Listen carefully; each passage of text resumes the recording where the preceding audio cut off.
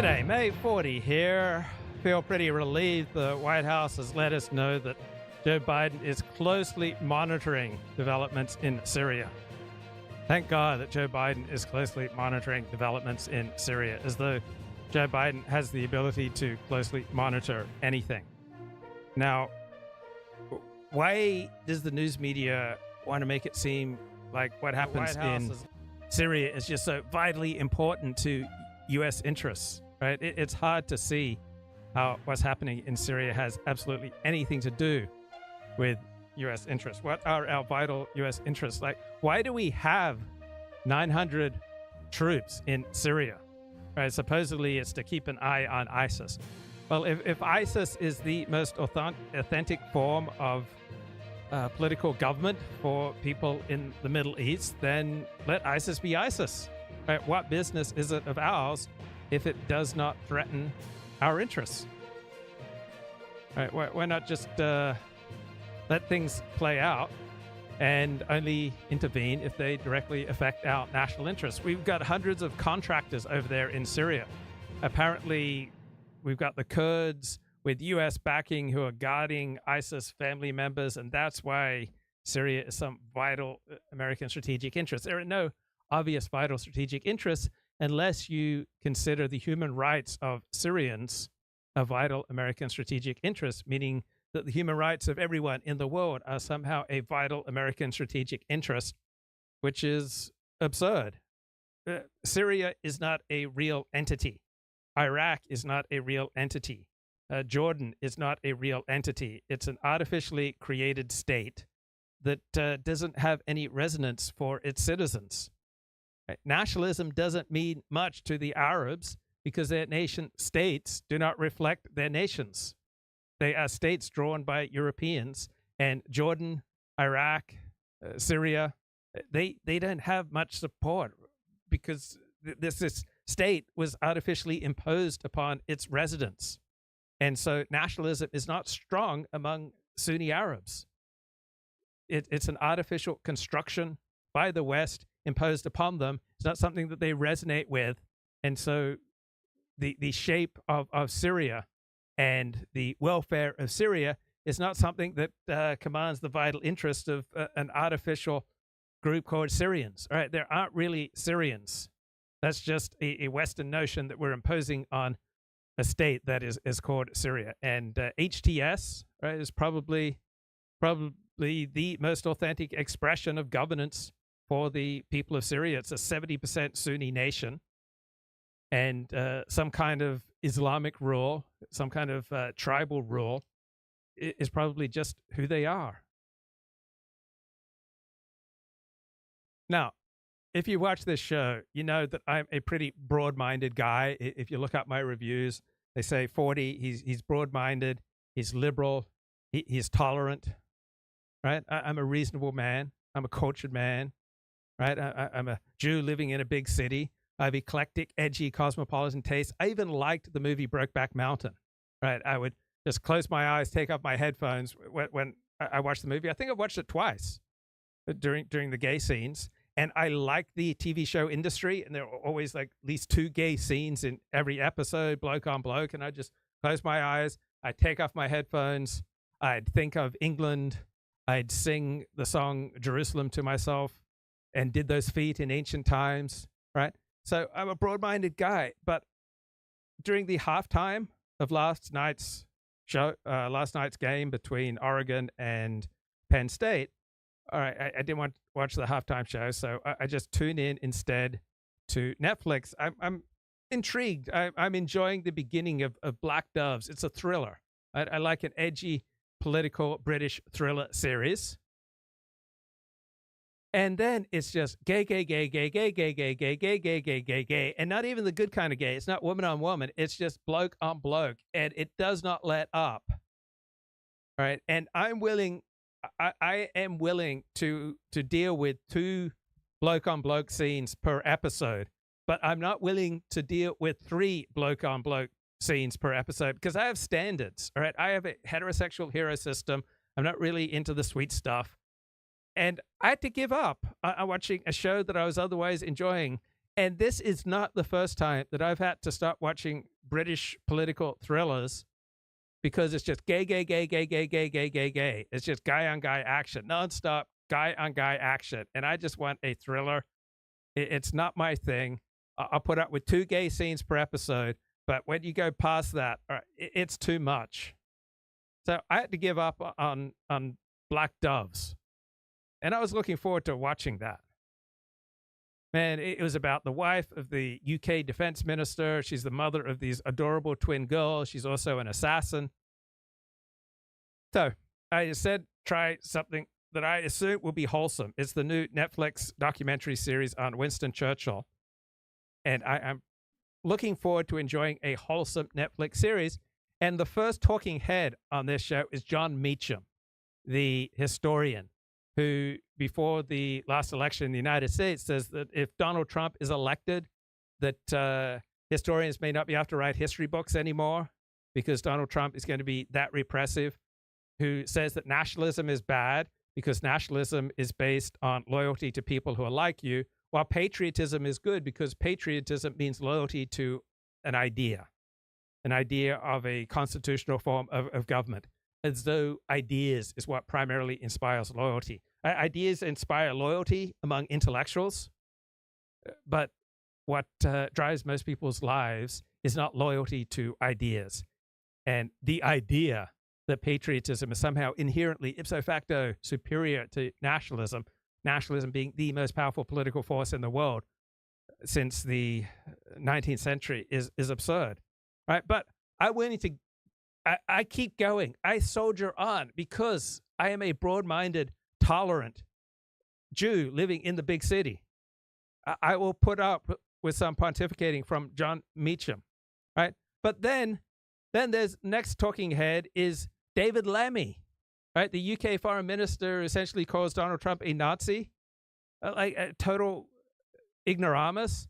I am not going to put up with a documentary series featuring, first of all, John Meacham, and then following up with David Lammy talking about Winston Churchill, as though either of them have any expertise in Winston Churchill.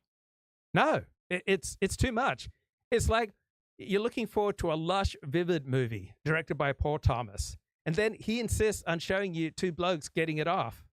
And this isn't why you tuned into a vivid movie. Or you watch some Lexington Steele movie, right? He's directing a movie, one of the greatest actors of the past 50 years, Lexington Steele.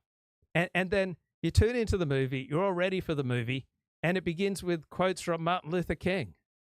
This isn't why people tune into a Lexington Steele movie. It just completely destroys the mood. Stop sticking this stuff in my bloody movies and Netflix docos. It's ruining the high. It's not cool, bro. It's not cool. I've had enough. Enough is enough. I thought the Trump election would signal a return to normality, man. Bloody hell. I'm just a simple Jew. In a few moments, Laura Trump will be here live. Joe Biden and Donald Trump now have the exact same position on the Justice Department, that it's a biased and politically slanted mess.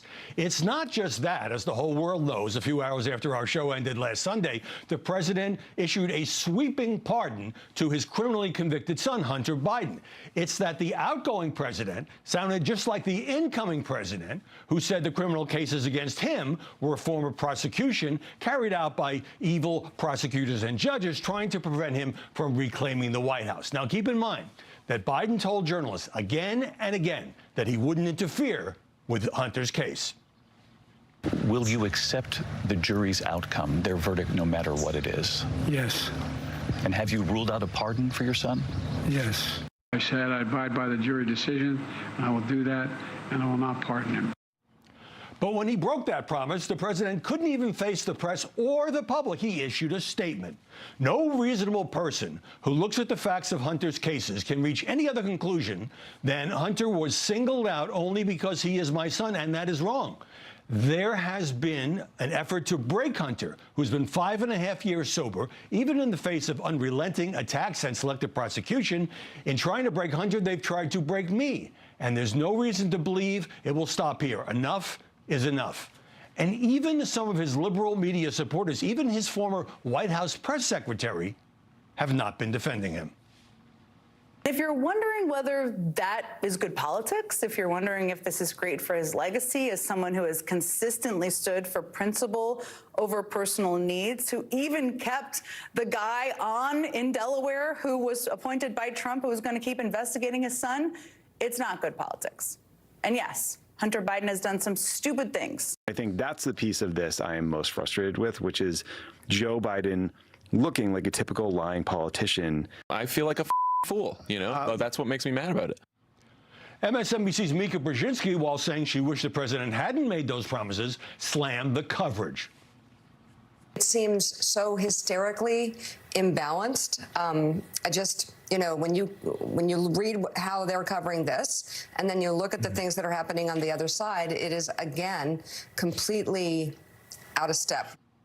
Now think about this. If Donald Trump, who in his first term pardoned such allies as Steve Bannon and Roger Stone and Paul Manafort, started engaging in the politics of retribution, what would the Democrats say? It's their guy, Joe Biden, who swung that door open. If Kash Patel, Trump's pick to run the FBI, started a house cleaning at the Bureau, what would the Democrats say? Biden agrees with Trump that the Justice Department treats people, including his son, unfairly. Biden also weighing preemptive pardons to protect his allies from Trump, he says. And this criticism from the right, of course, while Kamala Harris's former chief of staff, now an MSNBC co-host, defends the pardon. The key thing here is everyone knew that Biden was lying. Yet because they knew it would hurt Biden politically and then help Trump, the entire political media establishment pretended otherwise. Do we actually believe that Joe Biden was just going to let the president-elect's administration make good on their promise to go after his son? Joe Biden is leaving the stage. No wonder the faith in the Justice Department is plunging. Two presidents agree the agency can't be trusted. I'm Howard Kurtz, and this is... So the extraordinary thing were all those pundits eager to score points against Trump, saying, well, at least Biden respects the rule of law. Biden's not going to interfere. How naive were these pundits? What's really remarkable about the Hunter Biden pardon is the one prominent Democrat after another is speaking out against their party's president. I wish the president had not stated after the plea agreement fell through that he would not pardon Hunter Biden, because it is discouraging that he has now gone back on his word on that. I think it was a major mistake, a disappointing mistake, one that erodes that same trust. When you turn around after you say month after month after month, you're not going to pardon your son, and then you do pardon him, putting the personal ahead of your responsibilities to the American people. I wish he hadn't said he wasn't going to do it. I think it does weaken his case. Joining us now to analyze the coverage, Molly Hemingway, editor-in-chief of the... All right. So we got a new regime in Syria, and I just fail to see how it interferes with any vital American strategic interests. But I'm a broad-minded guy. All right, I want to sing a song of hope, right? This is Christmas time. There's a world outside your window. It's a world of dread and fear, where a kiss of love can kill you, and there's death in every tear, and the Christmas bells that ring, there are the clanging chimes of doom. Well, tonight we're reaching out and touching you. Does HTS in Syria, do they know it's Christmas right now? And Trump is pretty clear. He says the United States has no vital national security interests in Syria. Tonight, Syria's on fire, and the unthinkable might just happen. Opposition forces in a pretty bold, what seems to be a highly coordinated offensive, have captured key cities and are now at the doorstep of Damascus. The question isn't if Assad will fall. It's likely when. So why has HTS had so much success? Because HTS probably reflects the sentiments of people in Syria. All right? It sounds like an authentic expression of the Syrian people. Now, President Trump has weighed in, calling for the United States on X to stay out of this fight. Quote, "This is not our fight. Let's play it out," is exactly what he said. But here's the reality. When Syria burns, the entire Middle East... A great point in the chat. All right?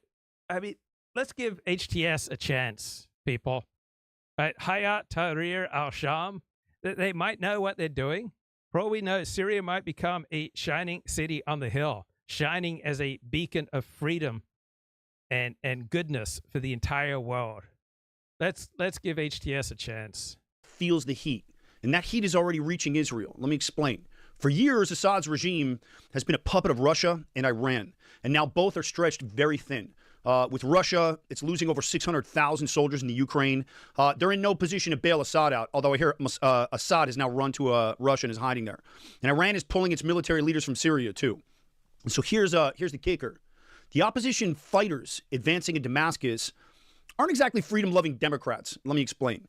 These are very dangerous Islamist groups led by Hayat. Freedom depends entirely on the nature of your hero system. Human rights depends entirely on the nature of your hero system. Why not allow the people in this geographic entity, Syria, right, decide their own future and their own form of governance with fear and trembling? Let them work it out. Hayat Tahrir al-Sham, or the HTS, and their leader, Abu Muhammad al-Jalani. And these groups are extremely dangerous. Extremely dangerous to whom? Right, the United States is extremely dangerous to some regimes and to some individuals.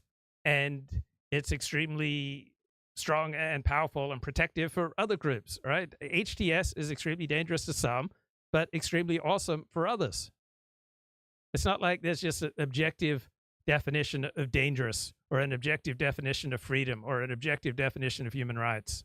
And tonight I'm going to break down the tactics driving this offensive and what it means for Assad. And the tactics driving this offensive is that this is the most coherent, cohesive, and effective force in Syria right now. Importantly, why Trump's stance matters for America, Israel, and the Middle East. Let's talk about the tactics. These opposition fighters, led by HTS, they're moving pretty quickly, and they're moving with some precision here, sweeping through key cities like Aleppo and Hama, and now they're encircling Damascus itself.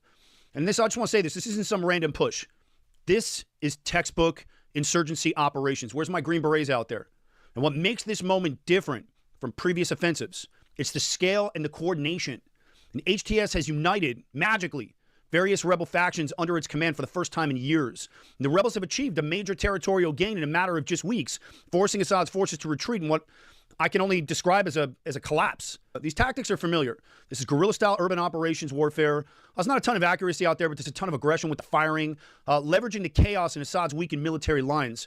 And I've seen this before. It reminds me of operations in the IDF. You know, you go in, you do a strategic select operation, you do a hit, and all of a sudden you got these idiots firing in the streets. The difference is that we're more aggressive, we shoot straighter, and we're also going to appear wherever you're not looking. But here's the key difference. Unlike Israel's operations and what we deal with in the West Bank, these rebels aren't operating under a centralized, long-term strategy for governance like Hamas or these other terror groups that we deal with. And that creates vulnerabilities. And once they take Damascus, if they take Damascus, what's next? A power vacuum. And history shows us that power vacuums in the Middle East never end well. And let's not forget So Hamas is probably the most authentic reflection of Gazans. And so Gazans voted for Hamas. They allowed Hamas to rule over them. Many opinion polls show that most people in Gaza support Hamas. And so Hamas is the authentic voice of Gazans.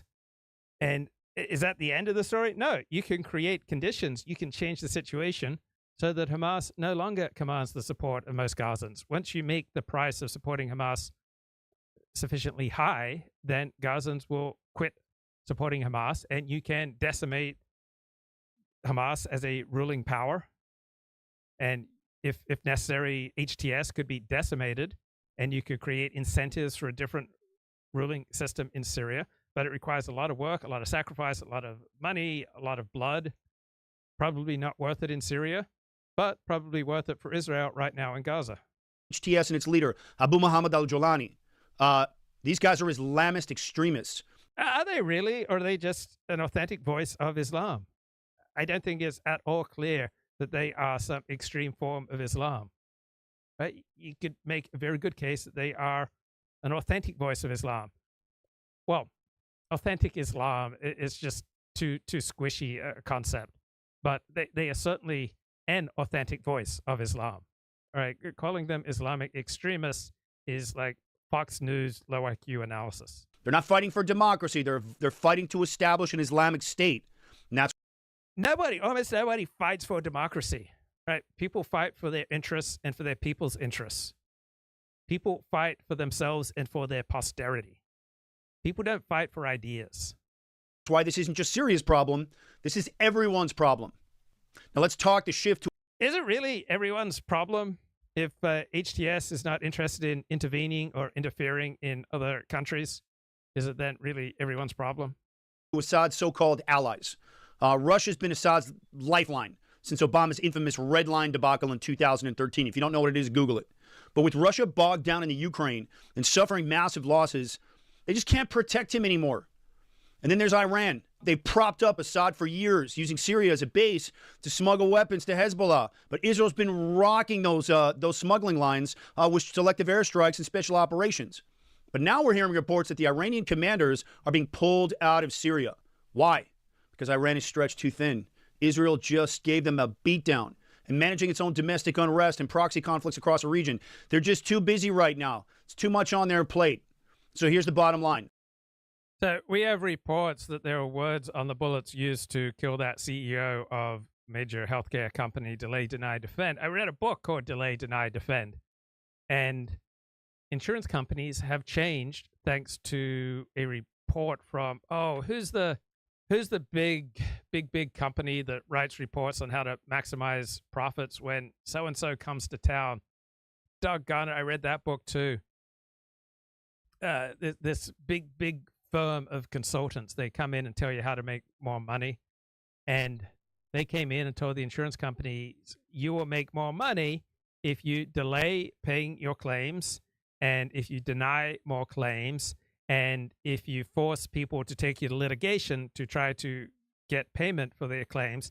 And so insurance companies in the 1990s, they changed from paying about 82 cents for every dollar paid in premium, paying that off in claims, to about 60 cents. So insurance companies started making much more money by employing delay, denied, defend.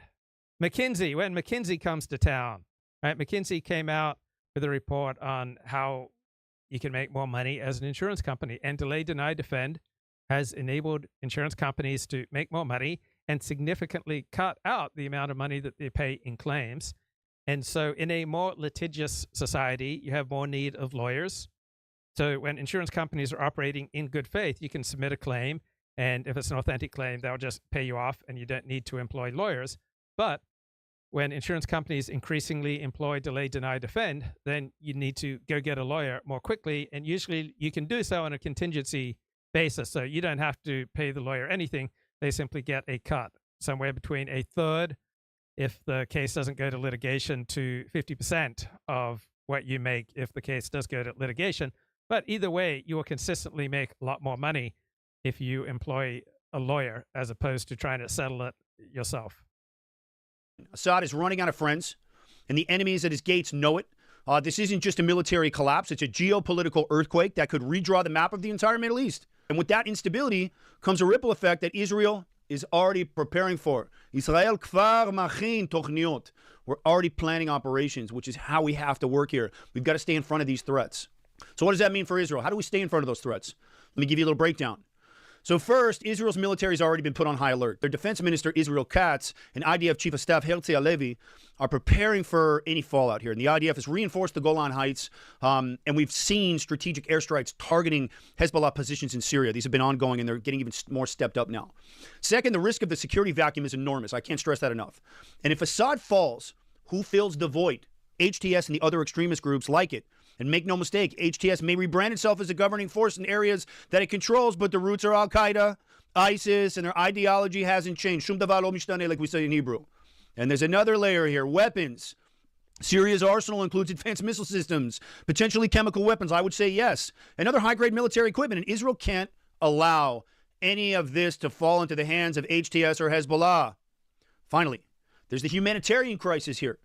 Thousands of civilians are fleeing this conflict zone. And Israel has long managed these crises very delicately because we do not target civilians. So the difference between a good doctor and a great doctor can be life-changing. I saw like 40 doctors when I collapsed into what was called chronic fatigue syndrome for 6 years in my 20s. I lost 6 years in my 20s. And basically, my whole life until 3 years ago was circumcised, circumscribed, was reduced, diminished by the weakness that came from having a vegetarian diet. It's quite difficult for many people to assimilate B12. And so if you have chronic ongoing fatigue, there's a very good chance that you have a vitamin B12 deficiency that cannot be cured by taking vitamin B12 tablets. You probably need shots. It's not easy to assimilate B12 unless you're eating meat. So once I started taking beef organ capsules 3 years ago, virtually all my health problems went away. So if I'd had a great doctor who was able to convince me to start eating meat, like my life would have been completely transformed. So I recognize there's all the difference in the world between a great doctor and a good doctor, but usually you have to pay out of pocket for great, right? There's all the difference in the world between a good and solid physical therapist and a great physical therapist.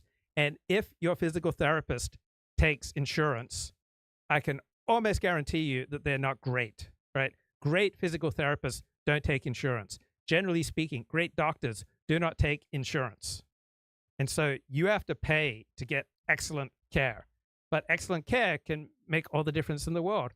I was essentially bedbound until I found a woman who had a great psychiatrist, who took me to a psychiatrist, who suggested that I try a medication called Nardil, a medication I think from the 1950s. And I started taking it, and on the first day, I felt a difference. And I got my life back. I got at least 2/3 of my life back at age 27. And I was able to largely return to a normal life within a couple of months, thanks to Nardil, thanks to having a great psychiatrist who was just night and day difference between everyone else I've seen before. But generally speaking, healthcare is a very small component in your quality of life and your length of life, right? For most people, most of the time, all right, the quality of your healthcare simply doesn't matter much. And so even if we spent twice as much on medical care, even if you had, far more easy access to medical appointments and to doctors and to all the tests that they want to run, it's not going to add very much to your quality or your length of life. So it's not like CEOs such as the one who was gunned down in New York this past week are denying you the life that you always thought was possible for you. Right? It's not medical care that we have dramatically increased the length and the quality of our life over the past 100 years. Right? Vaccines have played a huge role, but sanitation workers have played a much bigger role. So simply having sanitation workers, garbage collectors,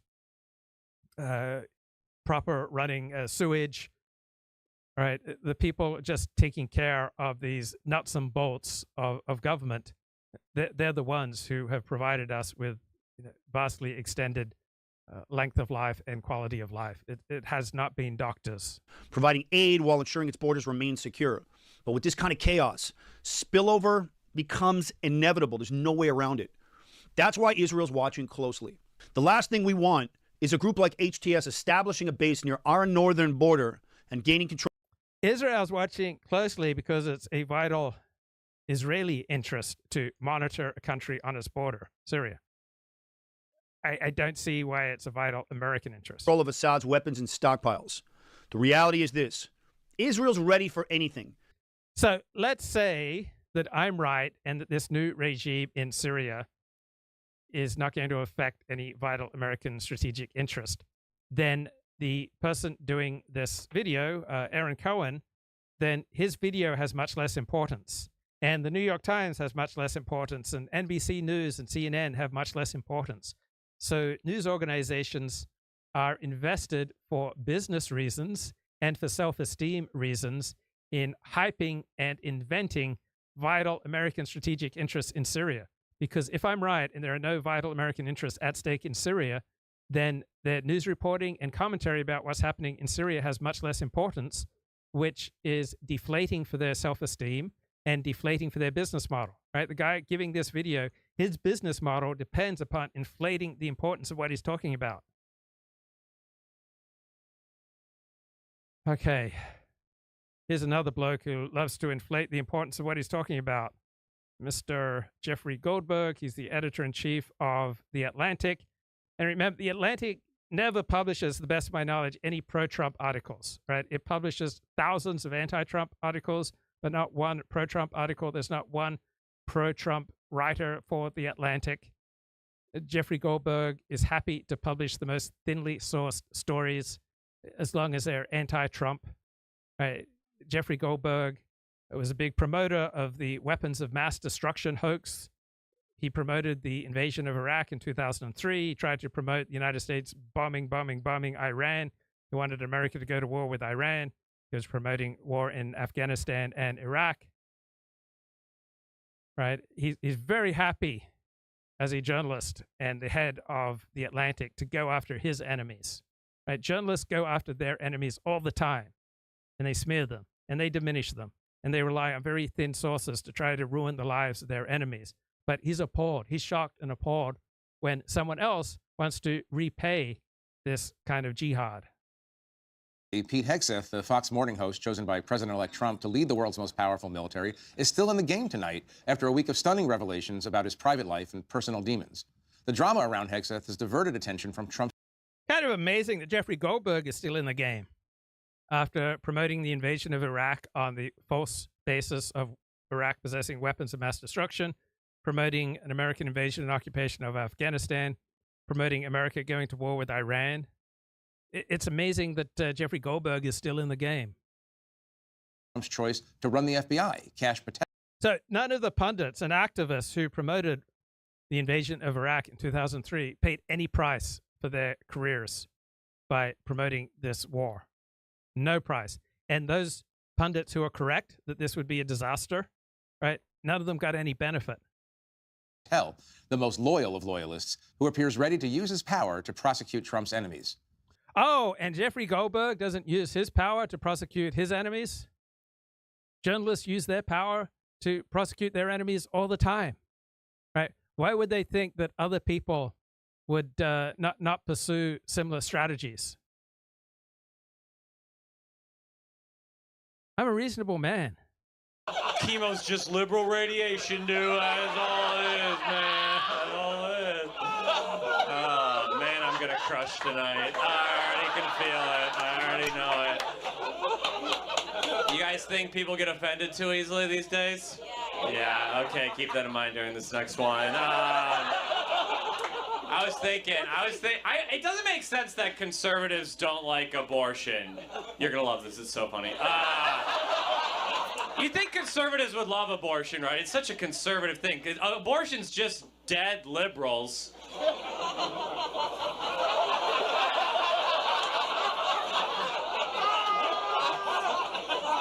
We're not aborting farmers and electricians, dude. It's just piles of music theater majors. Like, grow up. It's an abortion joke. They can't. Can't grow up. Pretty funny. Pretty good. Already crushing. You already got your money's worth. I'm going home for Christmas tomorrow, going back to the Midwest, the good part of the country, and my family's all like farmers and well drillers. My family lives in like the type of small town that still thinks Dippin' Dots are the ice cream of the future, you know? They're like, if the Democrats gave us Dippin' Dots, we wouldn't need fentanyl.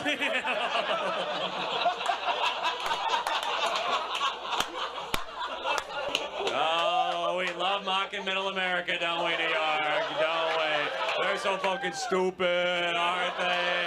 They also grow all your food, don't they, you little fuckers, don't they? You little soft-handed liberal scum. You'd bleed if you looked at a shovel, you little cunts, wouldn't you? You don't do a single useful thing for the planet, you little fuckers. Isn't that true? You'd die in a day without Republicans, wouldn't you? Yeah. You can't eat a podcast, can you? Yeah. There's no protein in slam poetry, is there? Yeah.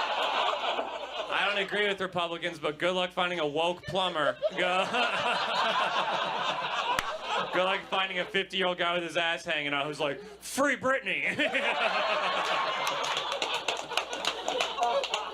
That's what I hate about New York. People think they're so tough here. It's so annoying. They're like, you can make it in New York. You can make it anywhere. Nah, you die in a day on my uncle's farm, man. He doesn't have clean drinking water, sriracha, or feminism, right? Well, he has sriracha. He calls it Chinaman ketchup, but... Like, my uncle might not be woke, but he's awake at 5 a.m. every day, harvesting those little brown organic eggs you love, right? And he's whispering to every single one, I wish you were white. It's a new one. You hadn't heard that one. That's good. It's good shit. When he... All right, let's go to the chat. Elliot Blatt says, eating properly is the best health insurance. Probably. I suspect that you're right. I don't know if the evidence is strongly on your side. I suspect you're right. Probably suspect that the second best thing that you can do for your health is to exercise. Perhaps if there was a contender, the best thing you can do for your health is to have friends and to be connected with people around you. Because I just know how much weaker I feel when I get disconnected from others, and how much stronger I feel when I have people to whom I can talk about whatever's going on in my life. Every dollar of health insurance company profits comes at the expense of your health. How so? So let's say you pay $1,000 a month for your health insurance and you're healthy. So I've often paid out of my own pocket $1,000 a month approximately for my health insurance. I don't see how that has absolutely anything to do with my health. I usually have chosen health insurance plans where the first $6,000 I have to pay out of pocket. So I never see a doctor. I don't see anywhere where health insurance profits come at any expense to me. Medical costs rise because of insurance. It's probably more accurate to say that insurance costs rise because of medical costs rising.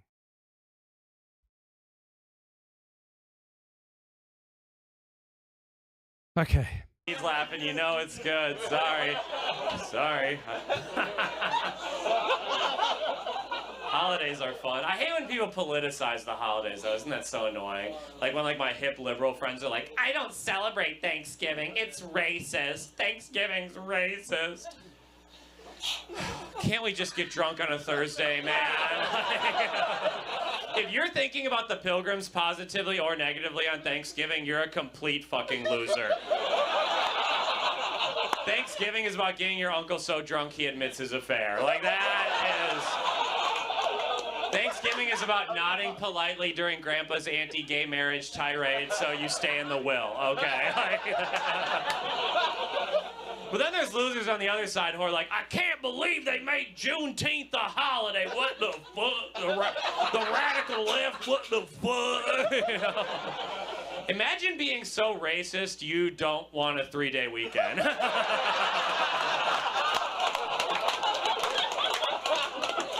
You're like, screw Harriet Tubman, I want to clock in at Wendy's, dude. Being against Juneteenth is actually really accidentally progressive as a white guy. You're like, they didn't get a day off, I shouldn't either, you know?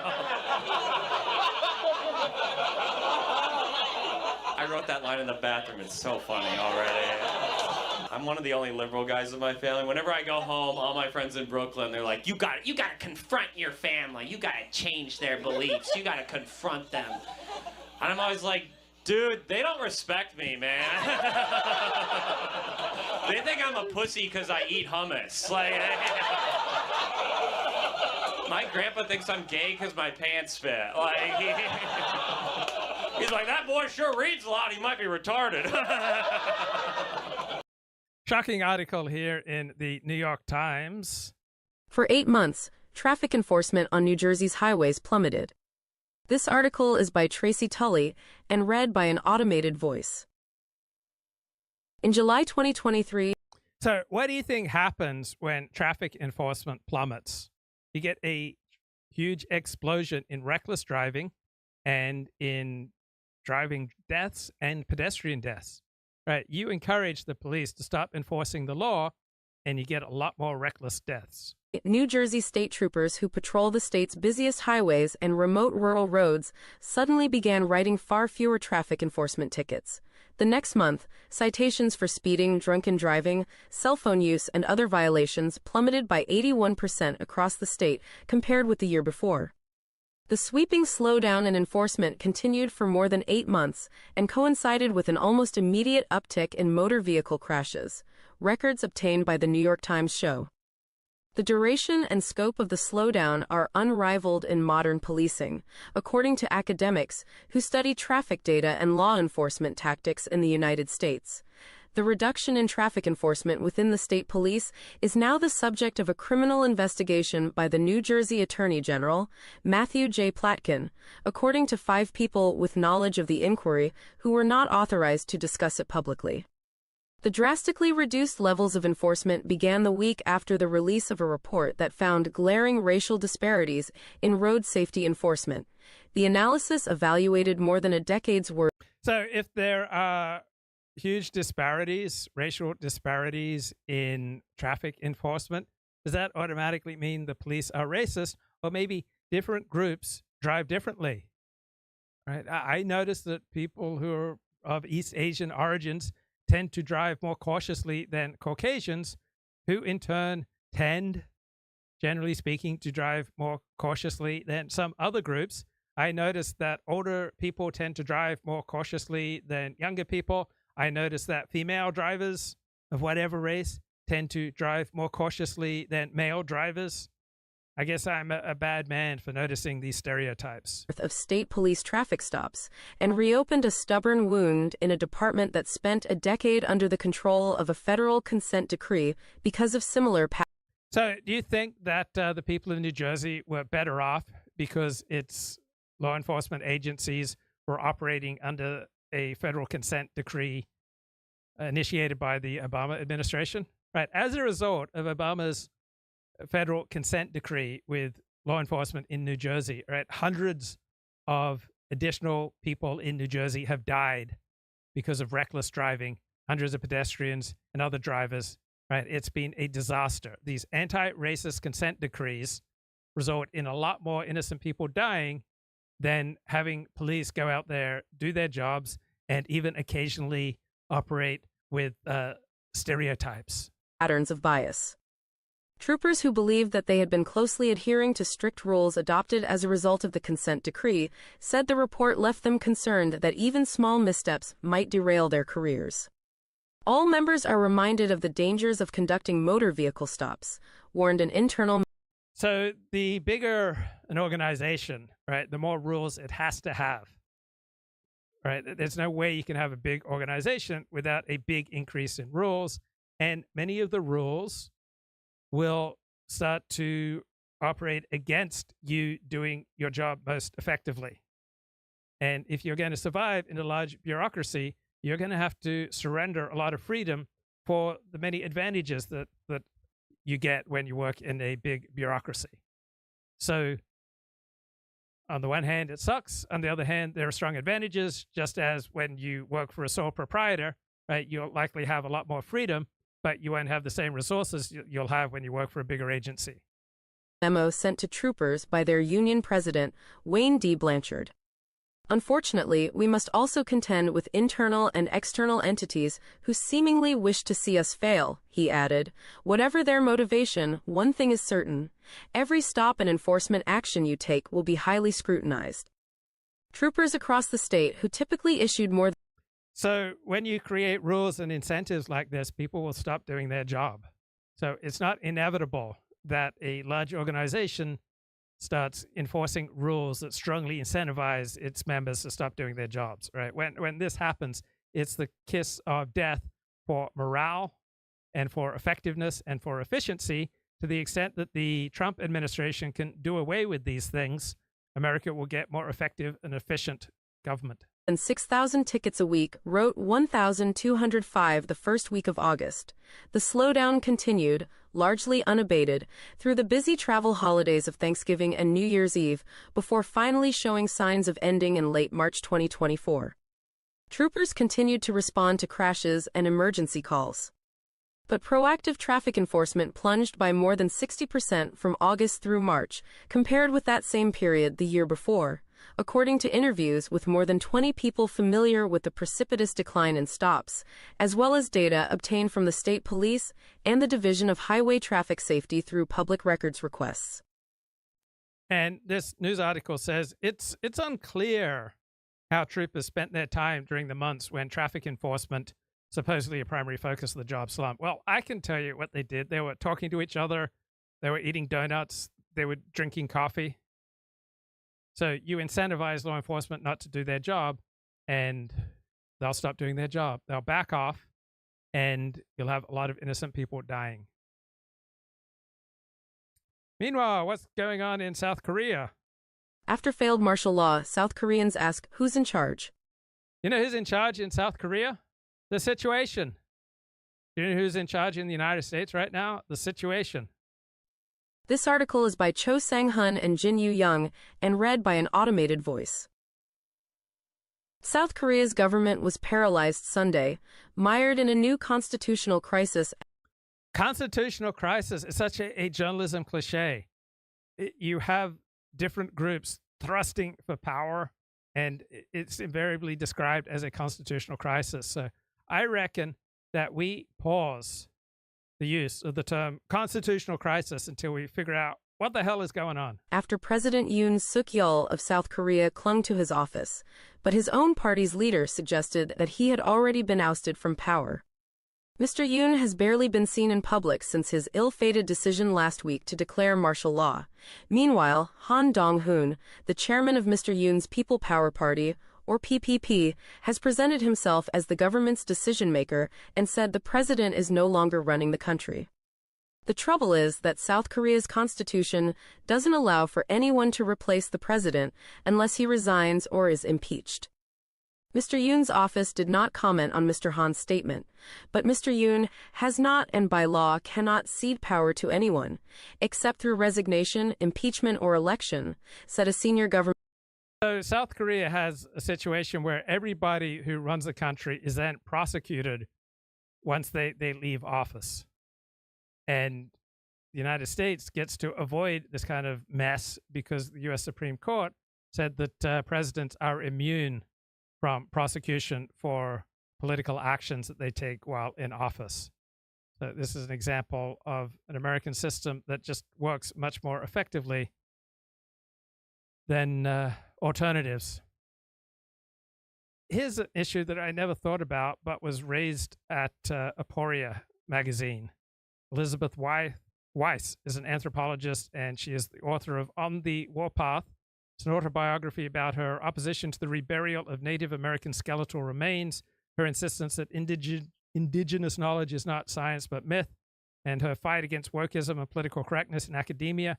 So she was the fourth or fifth or third wife of Phil Rushton. Welcome to the Aporia. It's the Native American Graves Protection and Repatriation Act, and it's a federal law that requires museums and universities and all federally funded organizations to repatriate or give back collections of human remains and certain artifacts such as funerary objects, sacred objects, and objects of cultural patrimony to modern Native American tribes who are supposed to be affiliated or linked to the original collection. So what's wrong with it is there's so much wrong with it. But in a nutshell, what's wrong with it is that it doesn't really require real evidence for repatriation. So you can use things like oral myths, creation stories to make the claims of affiliation. And so what happens is that once the data, the really affiliated populations or modern tribes have already repatriated their materials, like, you know, where there's good genetic information and historic documents and so forth, all those repatriations have occurred. And I think in 2020, there was even a government report saying that over 91.5% of human remains affiliated with modern federally recognized tribes have completed their repatriation. But that's not enough because there are many collections, both human remains and artifacts, that are not clearly affiliated with any tribe. And so instead of saying, well, you know, those collections can stay in the museums and in the universities for research, instead the woke repatriation activists have changed NAGPRA over the years from the compromise that it started as to basically saying we'll give everything back, and they make claims of. Right. So the more you give to tribes, or the more rights that you give to one group, it inevitably comes at the cost of rights to another group. It's not like the liberal vision that we're just constantly increasing human dignity and human rights, right?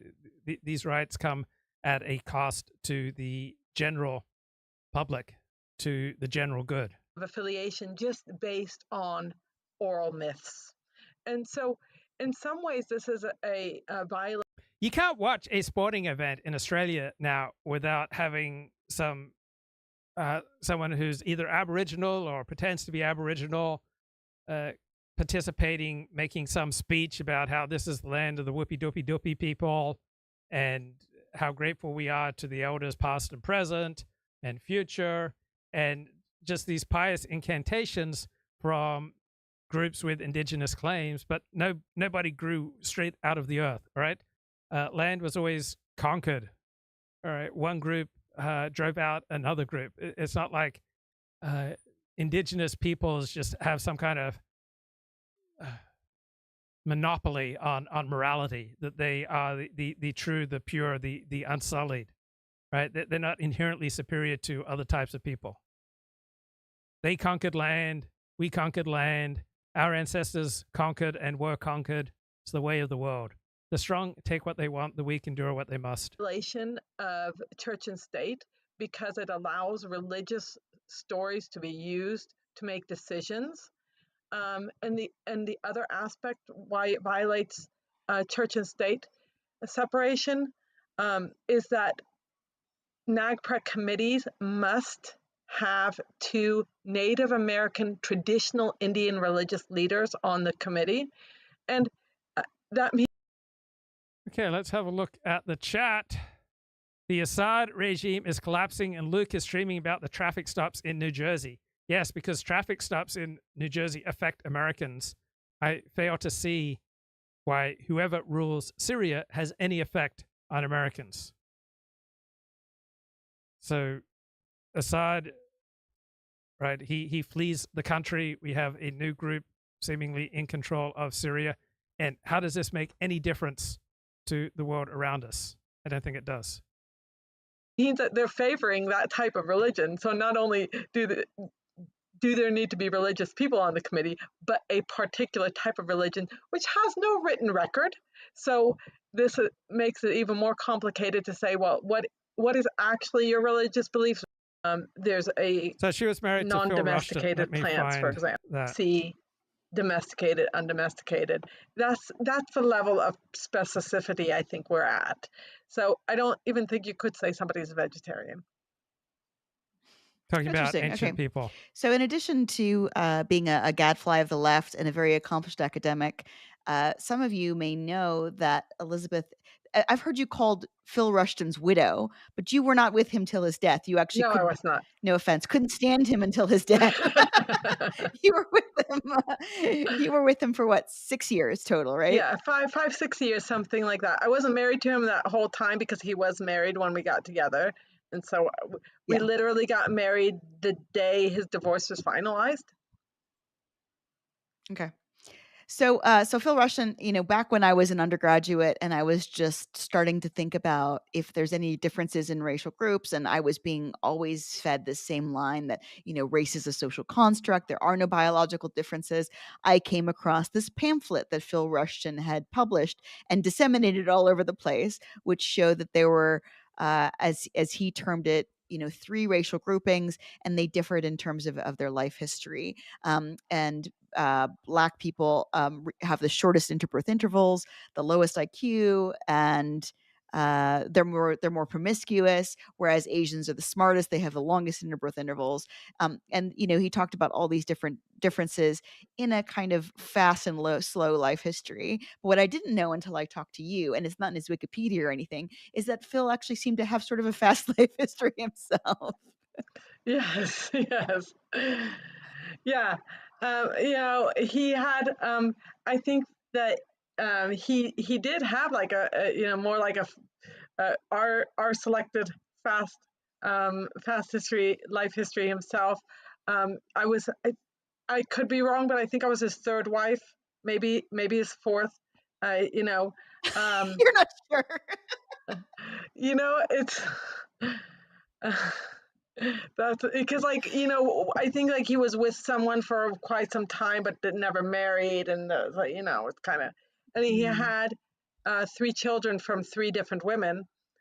So that's kind of, also more like a fast life history. And, it's kind of funny because, when I've talked about Phil, and some people are like, oh, she's bad-mouthing Phil Rushton. And I'm like, I'm not. Bitter divorce, and, and no divorce is pretty. I don't care what people say. No divorce is pretty. But my thing is, he was also incredibly hardworking. He was dedicated to science. He didn't cut corners when it came to doing his research. And he was also incredibly supportive of young academics. He really wanted, young academics to do well. And so, he had a lot of great, aspects to him, traits. We had some really good times together, but in the end, we just were incompatible, in part because when we argued, neither one of us would let go. Neither one of us knew the off-ramp, I think that it's not surprising that he, as a controversial figure himself, he was, so stubborn in that way, and that I am too in that way, and that doesn't make for necessarily a great relationship. But I remember the pamphlet, the abridged edition of the Race, Evolution, and Behavior. We actually worked on that together on our honeymoon because Transaction, who published his first book, Race, Evolution, and Behavior, or published the first edition of that book, pulled out of the abridged edition, even though they were for it initially. They pulled out of it. Right. There's a cliche that no publicity is bad publicity, but it's not true. Right. Plenty of publishers and plenty of individuals find that a certain level of publicity is really bad for them. Once it became very controversial, and he basically, they bought lists from the American Association of Physical Anthropology, the Psychology Association, and just sent out this little booklet to as many people as possible. So we were. And Phil Rushton thought he was going to get a Nobel Prize for this book. Didn't happen. We were doing the design, and it was the first time I used Adobe to try. So a lot of rebels, a lot of dissidents think that eventually they're going to be honored by mainstream society when mainstream society comes to its senses and recognizes that the rebels and the dissidents were right all along. This rarely happens, right? You get fired from a job. It's almost never happens that the employer comes back to you and saying, oh, will you please rejoin our workforce? We realize that we were wrong, right? You get removed, kicked out of a group or out of a school, and it almost never happens that the group comes crawling back and says, oh, we realize we were wrong. Please come back, right? If you want to say controversial, unpopular things, it's highly unlikely that you're going to become popular for saying unpopular things. To make sure that the pages wouldn't change, right? So that the figures, I created the bar graphs, so wow. I had a pretty big role in putting that together. And, whether everything all of his conclusions and his theory was right or wrong, I think the data speaks for themselves. What you decide of, is his hypothesis of why those differences are there, is that correct or not, that is basically for others to test as well. But nobody seems to want to touch it. And, you know, when people ask me, was Phil a racist? I said, no, he wasn't a racist. I wouldn't have married a racist. But I say it's the same thing. Do you call somebody a sexist just because they're trying to understand biological sex differences? And no, you know. So that I would. Well, I didn't know, Elizabeth, that you made so much of that pamphlet, because I might not be interviewing you here today if I hadn't read that. That pamphlet was quite influential on me. I remember I went to Germany to visit my grandmother, and I didn't bring anything to read. It was like I only had that for like a day and a half, so there was like nothing else to do. So one thing, you know, that I thought you. So I don't think that you're just bad mouthing him. You're just talking about what his life was like and his, you know, how. So often the reason that a book or a pamphlet has a tremendous effect on you is that you had nothing else available at the time. So once again, the situation is the king. Right? When will the teacher appear, according to one line of thought, or when the student is ready? So there are books out there, there are individuals out there who can change your life, but you have to be ready to change. So in a particular situation, you're going to be open to ideas that you're not going to be open to during most situations in your life. How many children he had, how many times he was married. I don't think that most people would object to those facts and figures.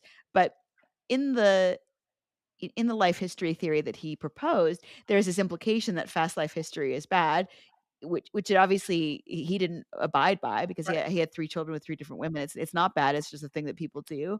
But also the idea that he was a racist. I mean, I didn't realize until I talked to you that he had a mixed race. His youngest child was mixed race. Right. And that so he had a romantic relationship with a Black woman, which I also wouldn't necessarily have predicted, or other people would have predicted based on his writings.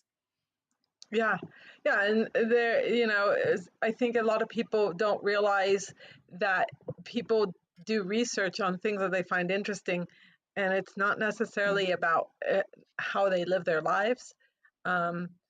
It's about trying to understand the world around us. Yeah, but Phil's certainly a controversial character, and I think it's you know, if somebody's really prolific, you know, some of their ideas are going to be wrong, or there's going to be some things that they oversimplified. But I have to say, like, you know, if every scientist that had a grand unifying theory, like, you know, I interviewed Randy Thornhill before, made like a booklet and just seeded the world with it. I just think that is so interesting as a psychology, and it just kind of shows how devoted he was to these ideas. Right. So we're going to talk. I had no idea that you made it. That's very funny. On your honeymoon. Where were you on your honeymoon? Just curious. The Grand Canyon, Sedona and Grand Canyon. And I also got terribly sick on my honeymoon. Like terribly sick. Yeah, like, yeah, we even thought maybe I was pregnant, you know, and it was like, but yeah. So in Orthodox Judaism, you don't go on a honeymoon as soon as you get married. Instead, you have dinner each night for the first 7 nights after you get married within your community, right? Different people in your community each night will throw a dinner for you. And I think that's probably a much healthier way to begin a marriage. Instead of going off on your own with your future spouse, instead you spend time in the community with your friends, and then down the road, when you become more familiar with each other, then you go on a honeymoon. Let's have a look at my Twitter bookmarks. So nearly 100 national security officials have signed a letter expressing opposition to Tulsi Gabbard's confirmation as Director of National Intelligence, DNI. Jack Posobiec says, I think I've seen this movie before. It was about a laptop. Yeah, something like 51 national security officials said that reports of a Hunter Biden laptop were likely, they bore all the hallmarks of Russian disinformation. Lindy Man tweets, I think the real story with Syria is that it got so poor from fighting that it wasn't worth fighting for the regime. Electricity was only available for a few hours per day in most cities. GDP was worse in 2024 than it was in 2019. 90% of the population lived below the poverty line. Inflation rate was over 100%.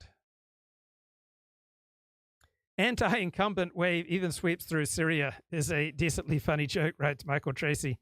But the ease with which Millicent sees power with minimal opposition and mass defections suggests widespread disaffection with Assad's incumbency, even among his supposed core constituency.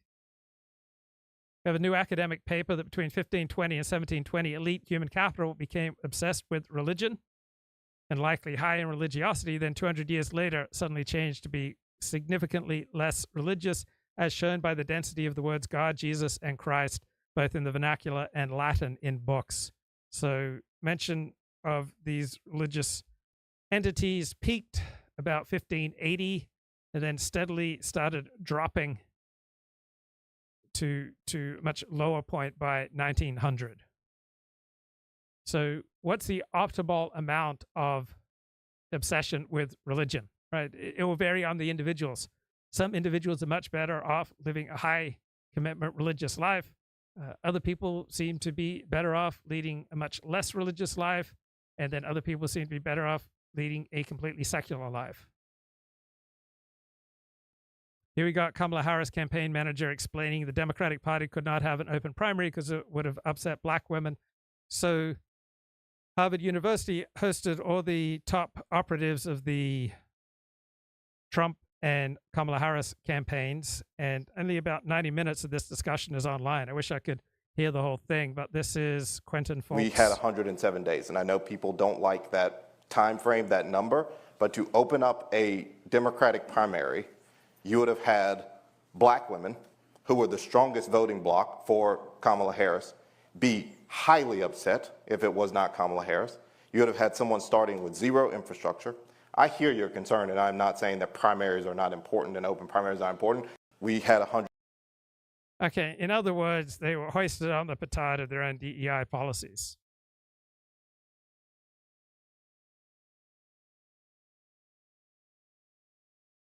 Okay, what else do I have lined up?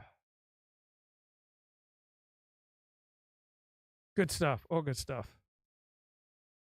Oh, body positivity. Sucks to be a liberal, though. God, it fucking sucks. We have so much dumb shit. Like body positivity, that's gotta be the dumbest thing I've ever heard in my entire life. You know what that is? This ridiculous idea that no matter what you look like, no matter what your shape or size, everyone's beautiful. Everyone's sexy.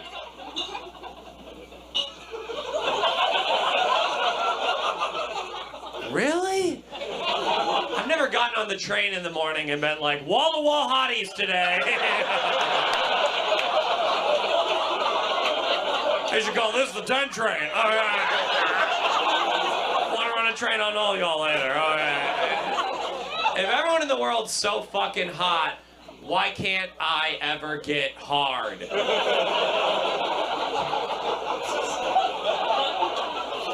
If this crowd's so fucking sexy, why? Right, the penis, it never lies. Why am I soft right now?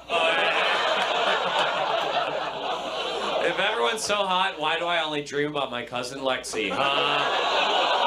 Riddle me that. It's such a dumb idea. It's so easy to disprove. Everyone's not beautiful. I'm not beautiful. I have a beautiful face, one of the best faces of all time. You love staring at it. But I also have a 5-inch wide birthmark on the inside of my ass. It's this wide. Oh, we're not going to go there. This is a classic show. So I got to see a draft of a new paper by Ronnie Goodman, the similarities between the fat acceptance movement and the anti-vax movement. A lot of arguments that I hadn't thought of before. So I want to share some of that. So on its face, the anti-vax movement doesn't seem to stand up to factual scrutiny. But when you turn away from the more extreme fantasies about the evils of Big Pharma and the near demonic machinations of the global elites with their ambition to implement a great reset, right? If you move beyond the Baroque conspiracy theory at its most literal, right? But instead understand COVID vaccine mandates as this pretext to acclimatize the masses to the diminished lives and shattered dreams of a carbon-conscious, highly regulated regime that the elites want to usher in, then the theory starts making a lot more sense. And heard Scott Rasmussen talking about this. Let me bring up that in a second. Hi, Eric. Rebels in Syria say they have toppled the government, and here in Israel, the IDF has deployed additional troops to the buffer zone between Israel and Syria. That's where the country's prime minister and the defense minister visited just several hours ago. This is a historic day in the history of the Middle East. The Assad regime is a central link in the Iranian axis of evil. This regime has fallen. Syrians stormed the presidential palace today. The rebels are made up of a coalition of groups banded together to overthrow President Bashar al-Assad. Now, as far as Assad's allies, Russia's foreign ministry announced today that Assad has left the country and given orders of a peaceful handover of power. Iran started evacuating its commanders and personnel on Friday. International reaction with celebrations breaking out in cities around the world today. This is a look at the scene that took place in Istanbul, Turkey. Syria's brutal civil war began 13 years ago. Opposition forces had not reached Damascus since 2018. Today, French President Emmanuel Macron wrote on X in Arabic saying the barbaric state has fallen finally. U.S. President-elect Donald Trump posted online urging the United States not to get involved, and the White House says that President Joe Biden is monitoring this situation. The war in Syria has displaced 12 million people. That is half of the country's pre-war population. Already, Syrians are flocking home through the country's borders, and neighboring countries like Israel and Iraq are bolstering their military presence along their own borders. So there's a lot of questions at this hour as to what this will all look like moving. All right. This is Pollster Scott Rasmussen in a speech delivered December 5 on post-election findings. But I want to put the story in the context of where we are as a nation. Our firm has done work recently on a group we call the Elite 1%. The first surveys we did on this were done in cooperation with Steve Moore's group, the Committee to Unleash Prosperity. We did additional surveys with our new institute, the Neapolitan Institute. This Elite 1% are people who have a postgraduate degree. And by the way, just simple point, you hear a lot about the diploma divide. That's misleading. The real gap is between people with a postgraduate degree and the rest of America. People who have just a bachelor's degree have views that are closer to those without a college degree than they do to the postgrads. So our Elite 1% are people with a postgraduate degree. They live in a densely populated urban area like Washington, D.C. or Manhattan, and they make a lot of money. Their views are wildly out of touch with the American people. Let me give you a couple of examples, just in case you don't believe me. There's a politically active segment of this Elite 1%. These are people who talk politics every day. And in that world, and this is the world that sets the political and media narrative for our nation today, 69% of them believe the rest of us have too much freedom. Now, this elite, right, they lead fairly conservative lives, right? They tend to be married. They tend to have children. They tend to lead traditional lives. But their views may be extreme from the perspective of your average American. A majority of them believe that parents have too much control over the education of their children. 3/4 of them want to ban private ownership of guns. And what makes it even worse is they believe most Americans agree with them on these issues. A majority of them think the federal government should have the power to censor social media posts.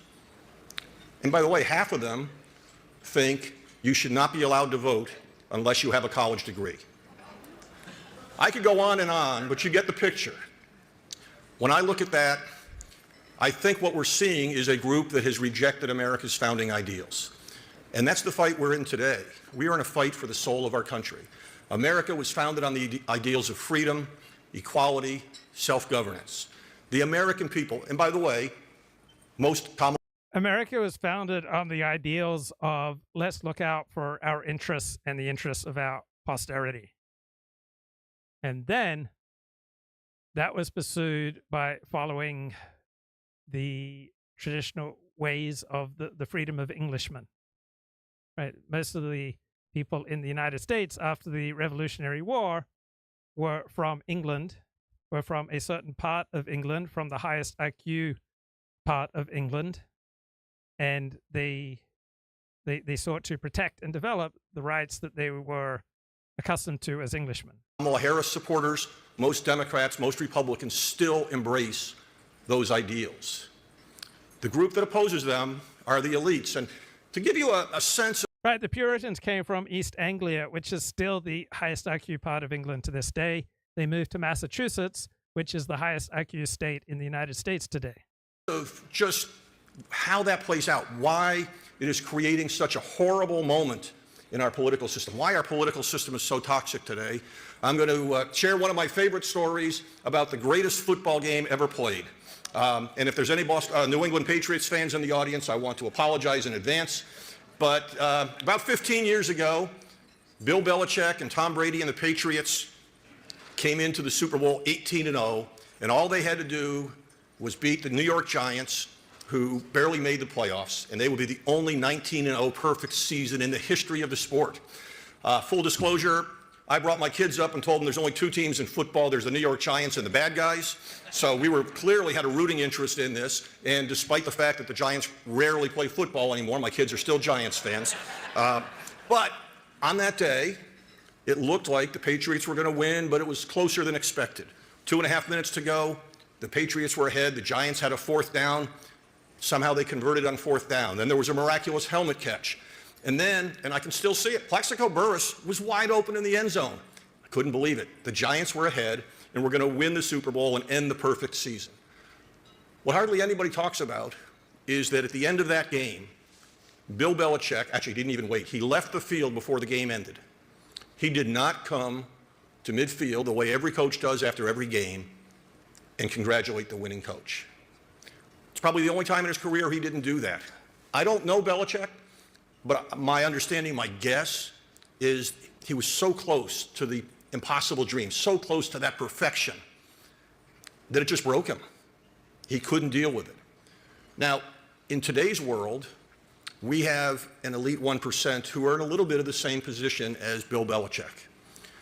Back in 1887, future president and the worst president in American history, Woodrow Wilson, wrote an article about the administrative state, and he dreamed of a government where we would send people to special schools to train them to be civil servants, and then we would install them in government positions and insulate them from voters.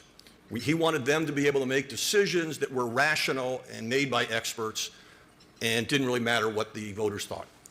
By the way, we did a survey of government managers recently, and we did ask them, suppose you thought a regulation was needed and you knew that voters overwhelmingly opposed it. What would you do? None of you will be surprised to know that most of them said we'd ignore the voters and impose the regulation. That was Woodrow Wilson's dream. Well, for 150 years, that regulatory state, that administrative state has been growing. Sometimes 2 steps forward, 1 step back, sometimes growth during the New Deal. In the last 50 years, it has taken off. There are 5 times as many government regulators today as there were in the mid-1970s. I believe that the people who are pushing this idea, this elite group who have those views that they don't really like America's founding ideals, I think they thought we had finally won. Finally, the American people are letting us rule without the messiness of having to listen to voters. And they probably thought we should be thanking them because obviously they know better how we should live our lives than we do ourselves.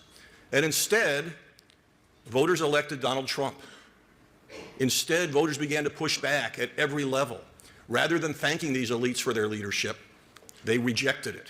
I spoke at Harvard during the Tea Party era, and one of the professors there, perfect embodiment of what's going on, said, what I don't understand is why don't the American people just let us lead?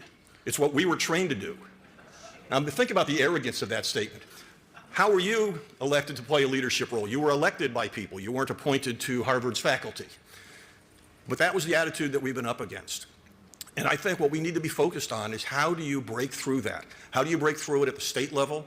How do you break through it at the federal level? How do you make sure that as much as possible, the decisions about the future of America are made close to home? Wherever possible, made by families or local communities. When you need some larger involvement, made by a state government rather than the federal government. All of this goes to the idea of empowering people, and the first step in that is to move power from the federal government back to the states. When I look at this, when I see this in the this larger sense, these next 4 years are our chance to save America. It is a fight for the soul of the nation. It is a fight to determine whether or not those founding ideals of freedom and equality and self-governance can survive. All right, Ronnie Goldman develops on these ideas in a more philosophically sophisticated manner about why people are so tired of the hygienic life that is increasingly imposed upon them by our elites. Right, so it's failing to grasp the concrete messiness of life. That's why elites and public health authorities often are disconnected from ordinary Americans. They fail to grasp the near impossibility of the degree of covert social, political, and technical coordination that is required to effectuate fevered conspiracy theories. This is where anti-vaxxers misunderstand that elites have to operate within institutions and within situations just like we do. All right, so people who are your enemy, they are just as much caught in the toils of the vast mechanism of history. They themselves are victims of their past. They're victims of their desires and limitations. They're not free, active, demonic agents who manufacture history and deflect the normal course of history.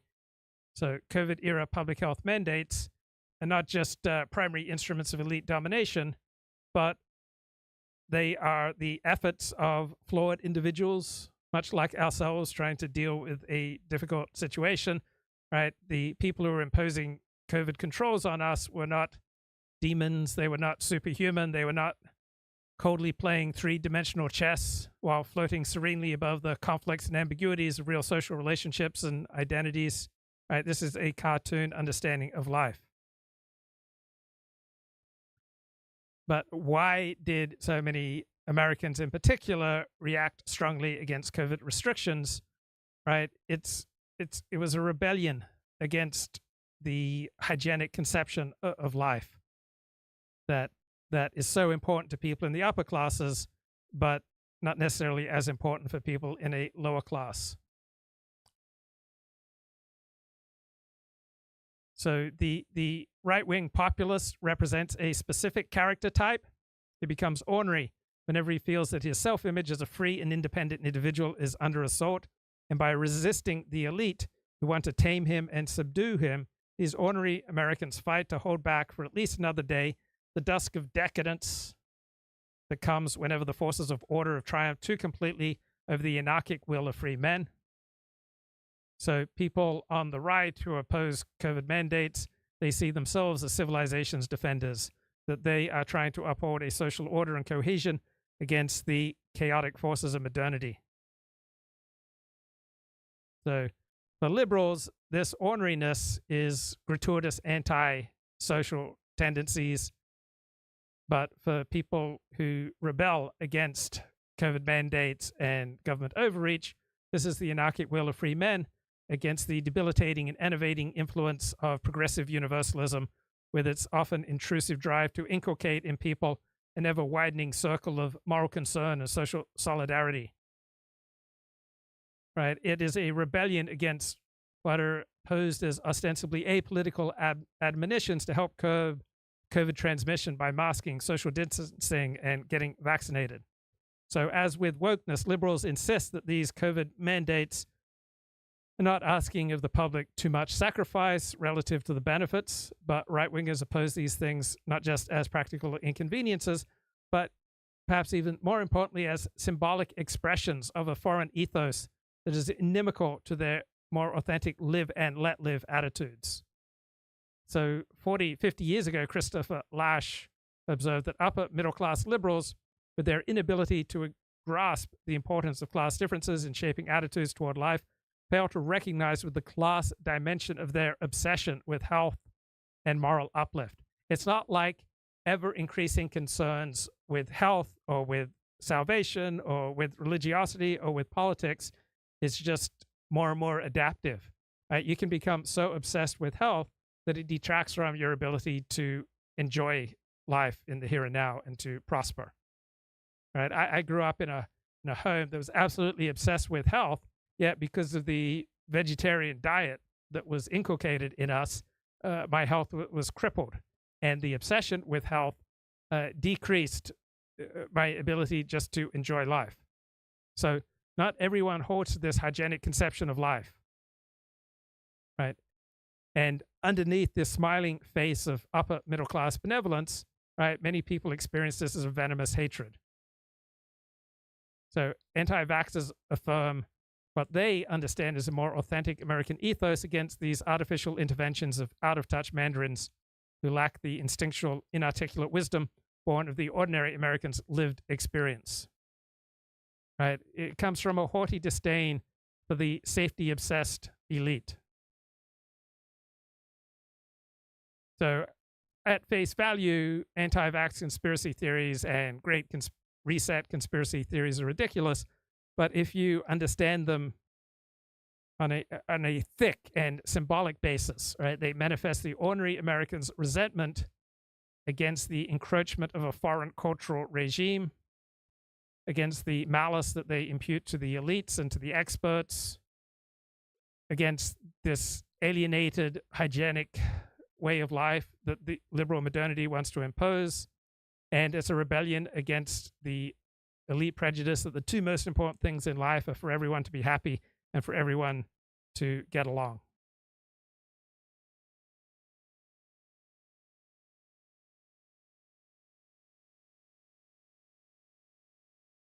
Okay, let me get it together here. This is Ezra Klein from November 22nd, talking to two experts about more efficient and effective government. Important things that people have to think that the people who are running them are actually willing to grab them by the scruff of the neck and actually reform them. Now, I think a lot of the reforms that came out of the Reinventing Government initiative, especially the early outs for civil servants, which often led the best people to leave the government, didn't exactly work out the way they should. But I think Clinton definitely recognized that for people to be willing to let government do big things, they needed to trust that government was actually on their side and wasn't entirely captured by their own employees and processes. All right, this is a New York Times podcast. Nice little bit of music here as we transition to a new segment. Lovely music, very relaxing, very classy. This is a upper middle class show.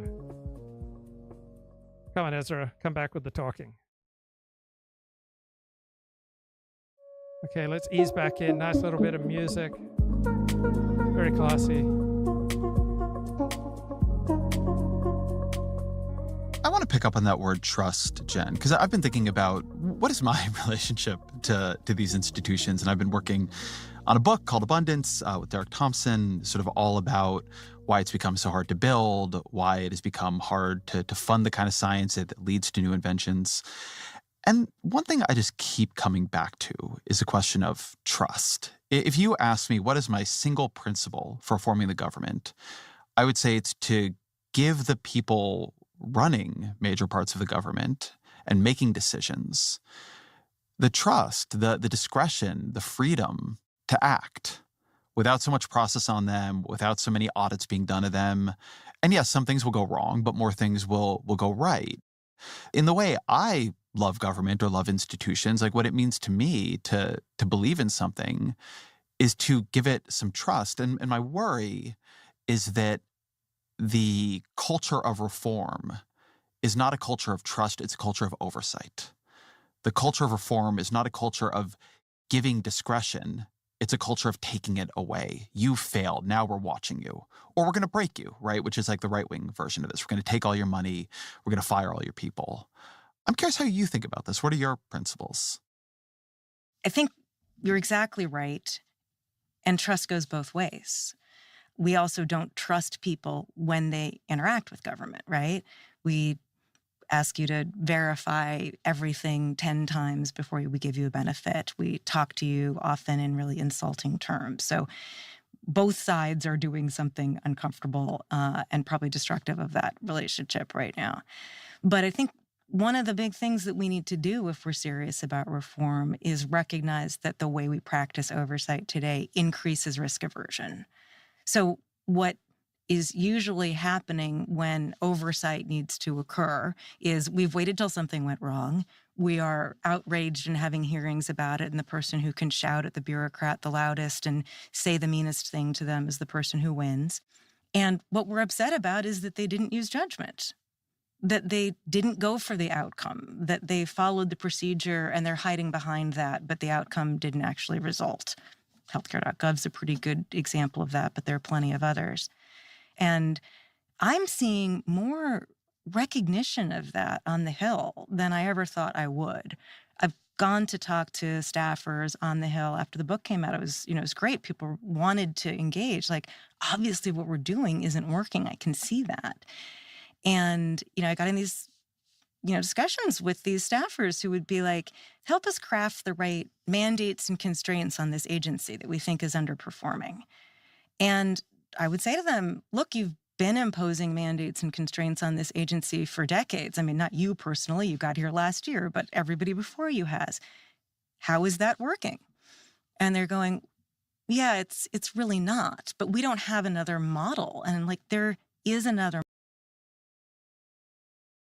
Okay, let's have a look at Fox News. Controversial and unconventional. Critics warning about potentially dismantling agencies and the direction the administration will take. But supporters say voters sent a clear message: the system long overdue for a shakeup. Here's David Brooks in The Atlantic writing, today 50% of Americans believe that our country is in decline. 69% believe that the political and economic elite don't care about hardworking people. 63% think experts don't understand their lives, and 66% believe that America needs a strong leader to take the country back from the rich and powerful. Trust in institutions, he says, has plummeted. So what can we expect? Congresswoman Nancy Mace, with us, Republican of South Carolina, sits on the House Oversight and Armed Services. Okay. Kip, back onto the show. Kip, what's going on, man? Hey, not too much. I keep wondering, where's all the other Luke Ford fans that get plagued by thoughts? Are they just too well adjusted to come on the show? What's going on there? How come it's just me and sometimes Claire and sometimes Elliot? Because for most people, it's not in their self-interest to be pronouncing on hot-button issues publicly. Most people cannot do it responsibly. Now, you created a life where I think you're able to live on about $1,000 a month. So yes, sir. You are one of those rare people where I don't feel bad when you come on the show, because I don't feel like you're putting your well-being at risk. But if most people come on the show and they start sharing their opinions on controversial hot-button issues, that is very likely to be against their self-interest. Mm-hmm. I sure did come on too strong at the dog park today. I'd been walking my dogs for about 45 minutes, maybe an hour. And I came across one of the liberal professors, and he always clams up like something off of SpongeBob SquarePants or something. But, I just asked him a simple question today about why is there such a moralizing aspect to DEI? It's supposed to be simply maybe a moralizing aspect to liberalism, with all, they bring in all this DEI and all this other crazy stuff. It's supposed to be, if I understand it correctly, isn't it supposed to be more of a mechanism for conflict resolution? It's not supposed to have a moralizing component to it, is it, Luke? It is. It's a manifestation of secularized Protestantism. It comes from a religious impulse to transform people that has become secularized. Well, I think you and I can agree the class of people we have these days are not the same class. Maybe they're equal intellectually, but they're not spiritually the same grade of people, probably not intellectually either, that we had when these ideas first came across, when liberalism became a thing. You get what I'm saying? These people aren't up for the task. They're wanting to carry this mantle. You get what I'm saying, Luke? Does it make sense?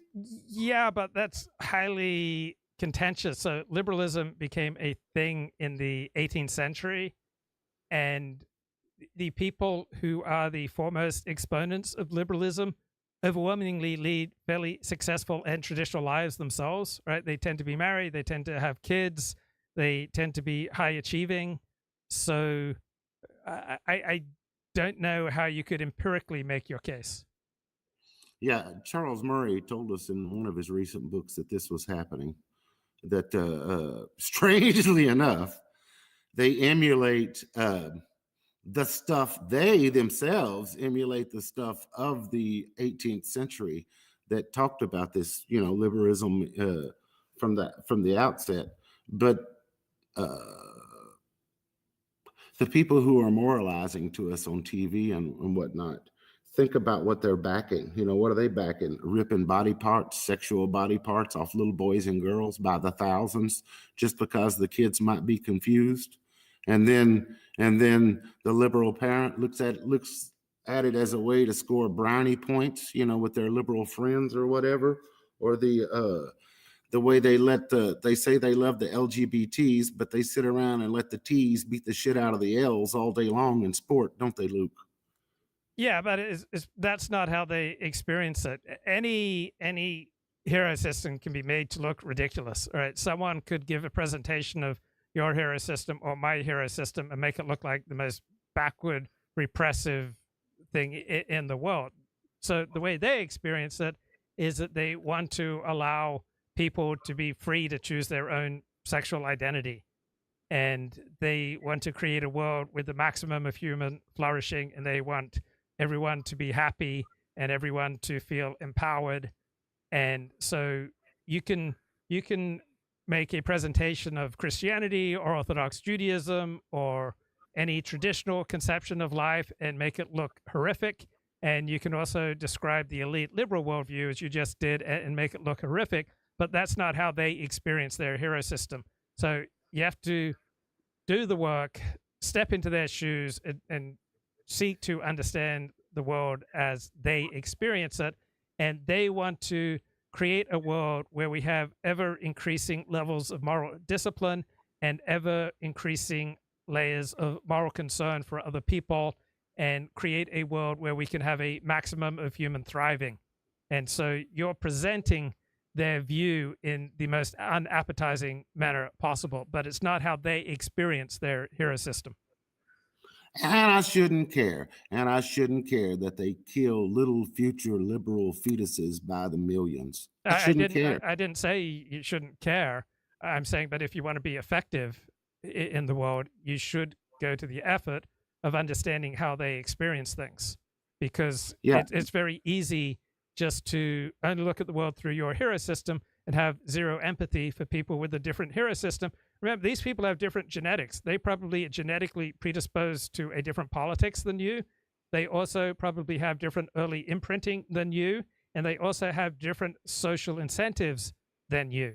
And if you were in their shoes and you had their genetics, you would think and act the same way. But they don't have the moral high ground. That's my point. Well, everyone thinks they have the moral high ground. But they've never. There's no objective moral high ground unless you take a leap of faith that one particular hero system is correct. Yeah, we'll take a break on that for a second. How did he react? How does your academic friend enjoy interacting with you? He clams up. He claims that we had already discussed this, but see, my memory is better than he thinks. Me being a piehead and all. I remember we had talked about Amy Wax. I gave her an example when I told him that if you don't toe the orthodoxy, they'll just snuff you right out of the system. They'll take away all your research money and they'll run you off, and you'll think you had what they call it, tenure, but you won't have it. And he thought I was just bullshitting. And I said, well, you saw what happened to Amy Wax. And he's like, Amy who? So I've run into him since then, and he thinks that we've had a dialogue and we've settled the thing. But no, he clammed up right after we talked about Amy Wax. You know, he Yeah, thought he and was was gonna- there anything that you did that incentivized him to clam up around you? I don't know. Yes, I you may have- do. I mean, if you I even may think have about it said- for a second, you have incentivized him to clam up around him, because if you want to have conversations with him, you've not gone about it in an effective manner. You think the flared nostrils and the bald fist were too much, Luke Ford? I think your rhetorical style was too much. If you genuinely want to have interactions with someone, right, you have to go about it a certain way. And if someone wants to stop talking to you about controversial issues, then there's probably something to learn about your previous interactions that have so incentivized a person to not want to engage with you.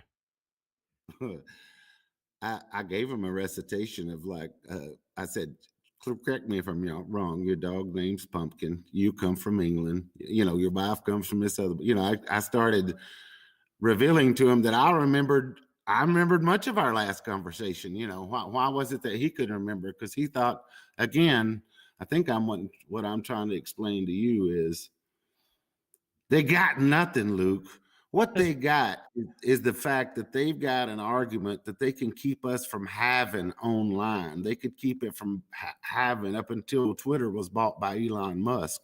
But I'm telling you, not only do those ridiculous far left wingers not have an argument, I don't even think the Gavin Newsom types have an argument that can stand real debate. Well, So I'm just they Huh? Go do. ahead. I mean, you have to read their leading thinkers before you can just summarily dismiss them. I find when I read the most intelligent people of the left that they often very effectively rebut things that I thought were just so obvious on my side. If you immerse yourself in their thinking, you can't help but have more respect for it. But because you don't immerse yourself in their thinking, it's easy to dismiss. It's easy to dismiss anyone that you don't know very well.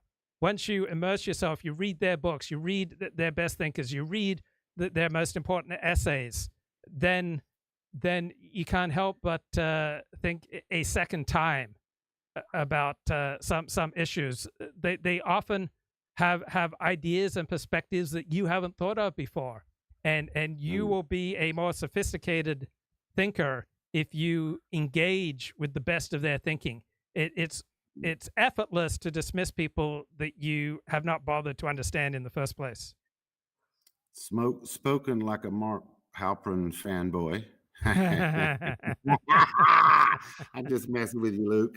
I was going to say a true, when I first got on the phone and was talking to you, I thought, it's nervous because, Luke, you do this stuff live. You know what I mean?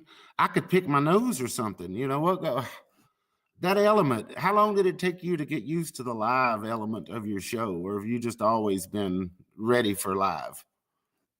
I was doing live news broadcasts for KHI News radio station in Auburn, California, starting at age 19. But before that, my father was a highly accomplished public speaker, and so I would imitate him.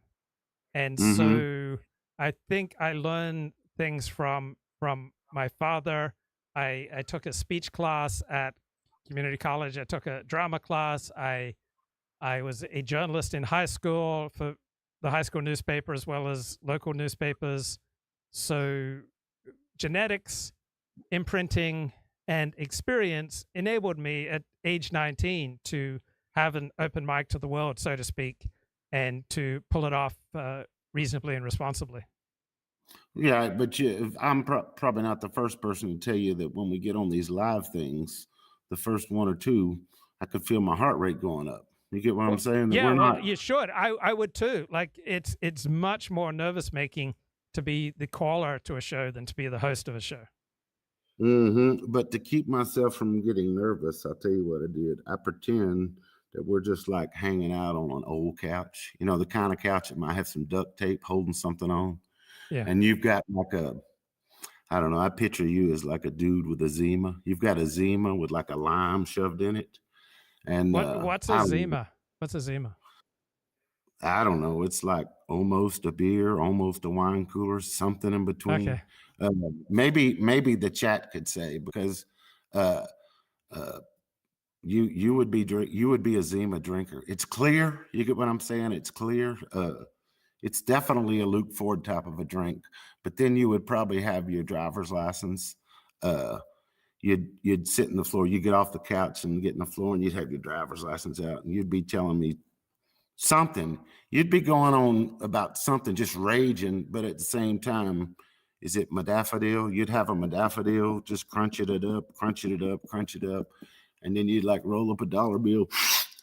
And another thing, you know what I mean? And you just go da da da da da da. So in my mind, this is what we're doing in my mind, to make it easier. It's just a hang, you know what I mean? Yeah. So it's not a high pressure.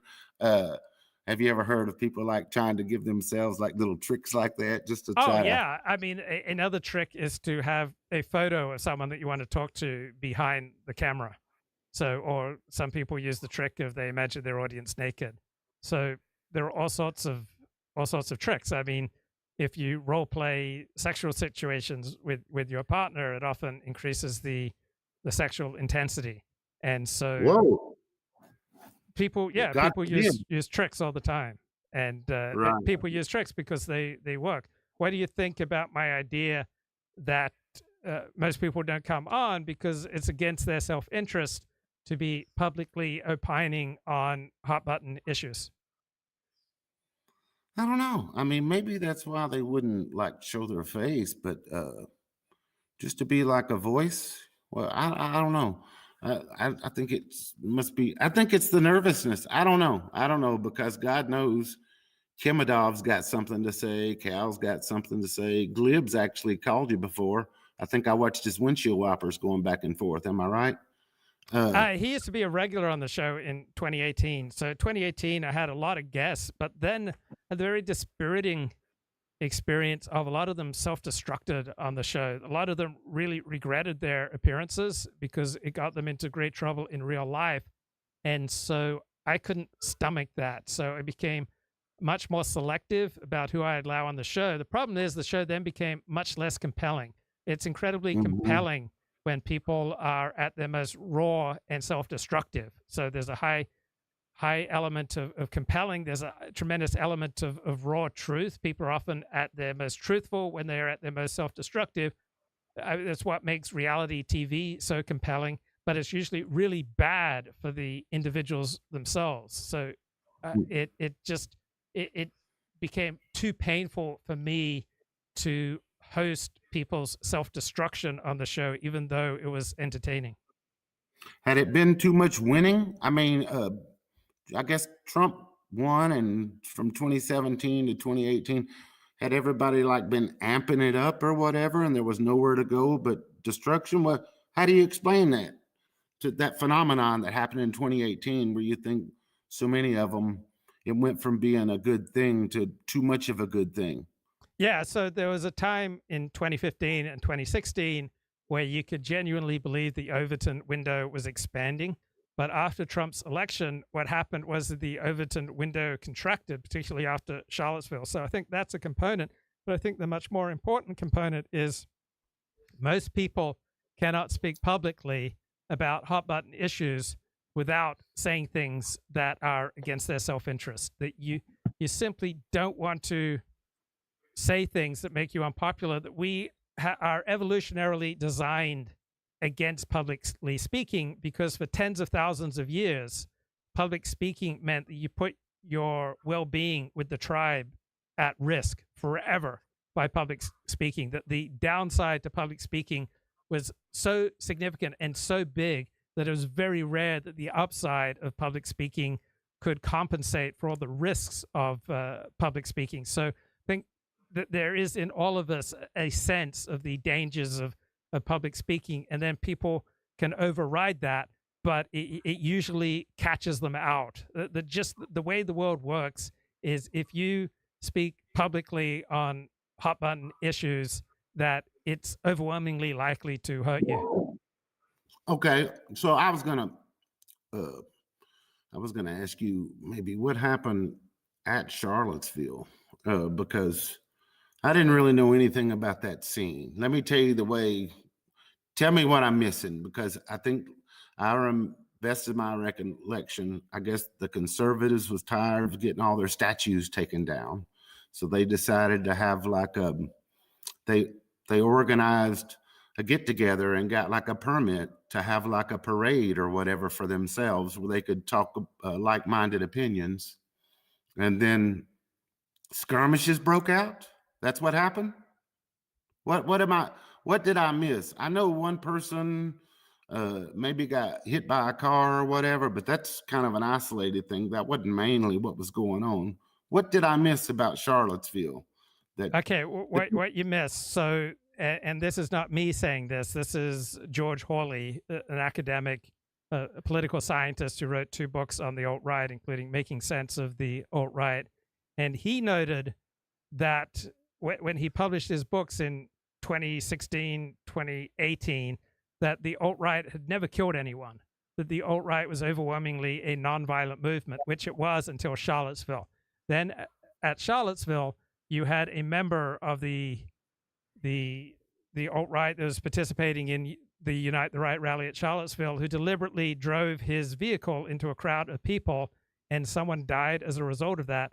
And then that was a tipping point. Then you had a whole series of events where people who belonged to the alt-right went out and murdered people.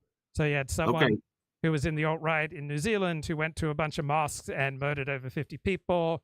You had someone else go to a grocery store in Buffalo and kill at least 10 people. Someone else went to a Walmart in Texas and killed a bunch of people. So as soon as a movement goes from a merry bunch of online pranksters to a movement where the people who subscribe and promote it are going out murdering people, it completely changes the reputation of the movement, so that nobody with something to lose can afford to publicly associate with it or use its rhetoric. Because when people using alt-right rhetoric go out and release manifestos after or just before slaughtering large numbers of people, it changes the way that the manifesto and that rhetoric and argumentation style is received.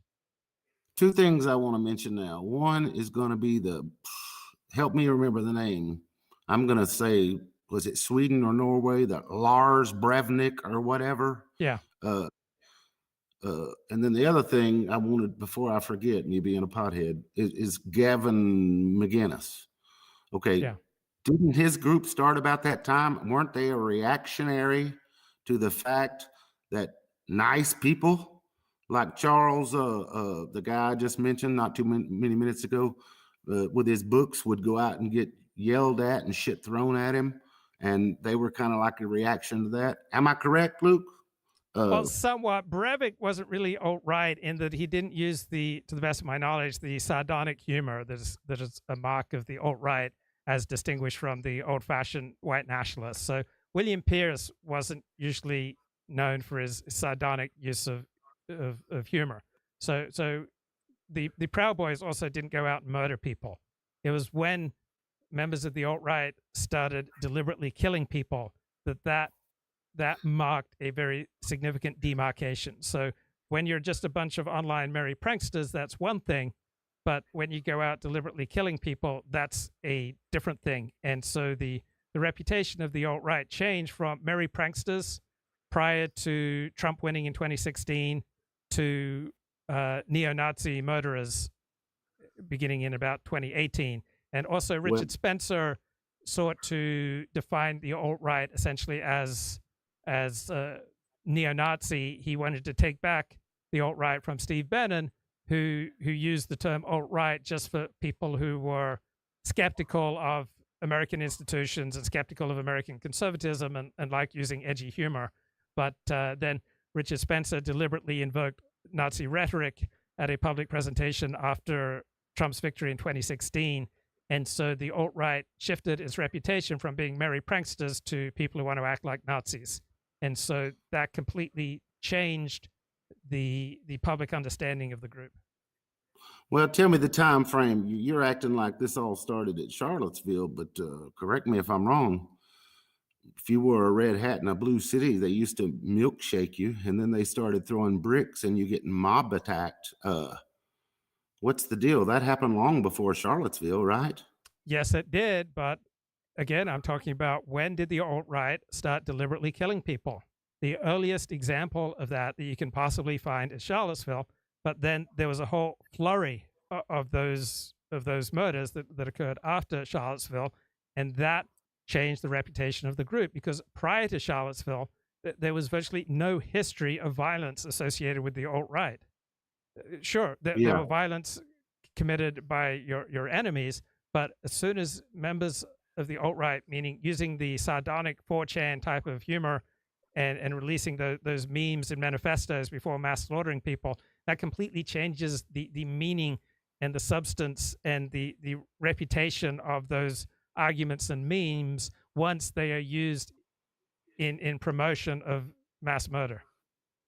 I would just contend that they went crazy before our crazies matched their crazy.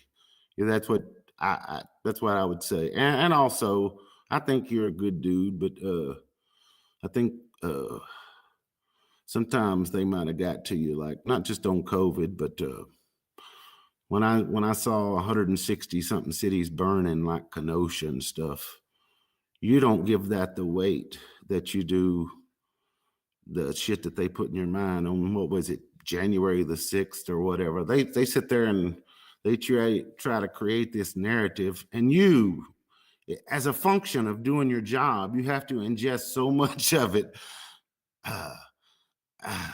I'm not saying you fall for it, but I'm saying when the narrative's when nobody is giving you a contravening narrative, how can a Luke Ford type not help but fall for a little bit of it? You want to speak to that, a little bit of it? Yeah, because I did not evolve to be gullible. So I've consistently said that what happened during the summer of George, during summer of 2020 under Black Lives Matter was 10, 20, 30 times far more severe than January 6th. It was far worse. And I was consistently condemning Black Lives Matter as a terrorist group all through the summer of 2020. And on a 1 to 10, I'd put, with 10 being 9/11 style severity, I'd put January 6th as a 2, possibly a 3 at the most, while I'd put the summer of George Black Lives Matter rioting at something like a 5 or a 6 or even a 7. Mm-hmm. I don't know if we've talked about this before, but how many years has it been for you since you thought, hey, I'll let a little steam off and watch some late night television? How many years? Because I think somebody described it as an op-ed for the Democratic Party, late night TV, and nobody wants to tune in to hear Jimmy Kimmel cry or whatever. How long has it been since they took that away from Luke Ford as an option for blowing a little steam off? I only did that once. It was December of 1983. I was covering a high school basketball tournament for the Auburn Journal. And so I was getting home about 11. A lot of people at the Auburn Journal would talk about Johnny Carson and who was the other, David? Letterman? Say his name again? Letterman? Yeah, David Letterman. A lot of the people at the newspaper would say David Letterman was superior to Johnny Carson. And so I think there were 2 nights where I watched some Johnny Carson and some David Letterman. And to the best of my knowledge, that's the only time that I've watched these late night shows. It was just two nights in December of 1983. Right. It's the TV version of comfort food. You get what I'm saying? That people used to like to blow off steam with. But I hadn't watched it in so long. Same thing with SNL. You just wonder how long have they been a mouthpiece, for the left. I don't think it's always been that way. They may have always leaned that way because that guy that runs the show probably leans that way. But it just got so ridiculous, all of them. I was going to ask you, who's going to, this super liberal college that I'm near, it makes me wonder who's going to help groom the right-wing elites. We've got these institutions are all lefties. And so where's our elites going to be educated, Probably in the school of reality, in the school of hard knocks, primarily. I think that's where they'll primarily come from. There aren't many higher tertiary educational institutions that are going to develop deliberately right-wing intellectuals. Claremont Institute is in in California is one of the rare exceptions, but overwhelmingly, I think right-wing intellectuals will be a product of the School of Hard Knocks. Yeah, the way I understand it, unless they're a Claremont or a Hillsdale, they're screwed, because the accrediting institutions and the teachers college, that's where a lot of this stuff actually stems from. That's why a lot of the Christian colleges are no better unless they just say, screw it, we're not accrediting through these particular, the groups, so they don't have to sing from the same hymnal. You got anything to say about that?